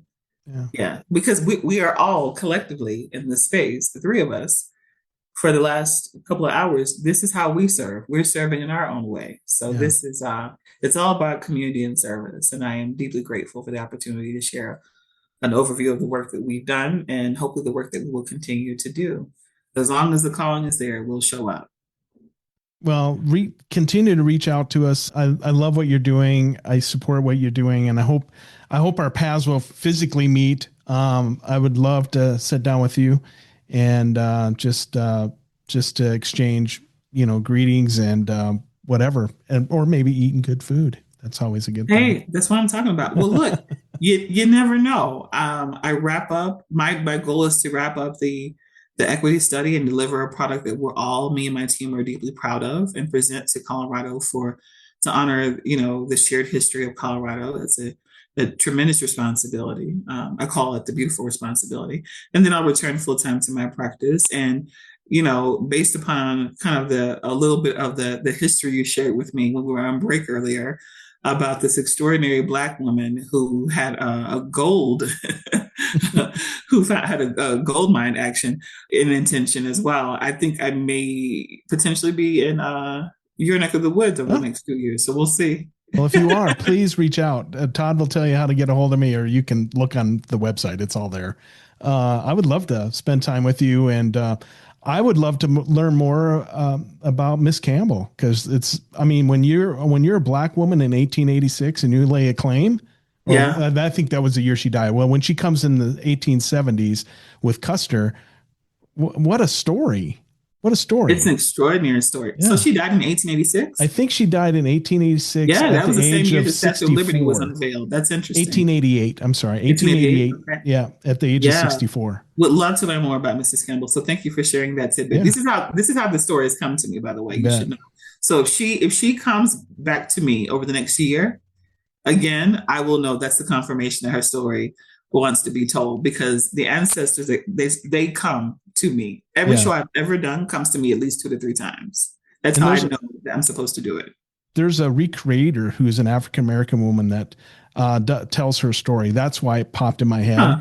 And so if you do come up here, and I'll try to reach out to her. I got a friend who's a mutual friend, and I'll introduce, because she'll have probably a ton of stuff for you as far as that's information. Exciting. Yeah. So anyway, that's cool. Sarah Campbell was the lady. Aunt Sally is what they called her, and seamstress and cook for Custer in the 1870s as he came to the Black Hills looking for gold. What a great story. Indeed. Yeah. Again, follow Chloé on Instagram at duplessis.art, and check out Chloé's stunning work at her website, chloeduplessis.com. And don't wait to shake a leg and get yourself down to Understudy in the Denver Theater District to take in Chloé's exhibition Origin Story. That runs through the 19th of July. And the other exhibition that opens this month is what, Chloé? So that is called Shared History. Go figure. It is a digital mural that will be placed inside the interior gift space at the Center for Colorado Women's History. This is the first mural of this subject matter, honoring the fullness and extraordinary expansiveness of womanhood in Colorado, of its kind to be created. And it has deep meaning to me for 2 reasons. The first one is I have developed a beautiful partnership with the Center for Colorado Women's History, have deep care for them over there, Susan and her amazing team. Additionally, for me, as someone who is very mindful of how things are shifting for me as an artist navigating disability, to my knowledge, as of right now, this is the last time I'll do digital work. I'll move fully into fiber this fall. That reception will actually open on the 28th of June. That's a Tuesday, of July. Time travel again, to the 28th of July, and it will be held at the Center for Colorado Women's History, and that is downtown Denver off of Bannock, in that beautiful historic house that's been reclaimed to show a fuller version of womanhood here. And then August the 8th, which is Colorado Day, I'll be in Fort Garland, and I will unveil a replica of the 37 Star Flag using burlap, ancestral fabric, and the uniforms of Buffalo soldiers. because we were able to confirm with research from Eric and his team at History Colorado that more than likely Buffalo soldiers were the ones who pulled the flag to statehood. So that's pretty cool. And then our final show of the year is September 12th in Leadville, and we'll be honoring Jessie, the first baby born in Leadville, who happened to be a beautiful woman of color. We'll honor her journey there and have a good time discussing history and community in Leadville. And that wraps our shows for this year, this very special historic year. Right on. Fantastic. Thank you for sharing. As usual, I will have all this and more in this week's episode notes. For the Tenant Podcast, I'm Todd Pearson. And I'm Wes Brown. Have a great week.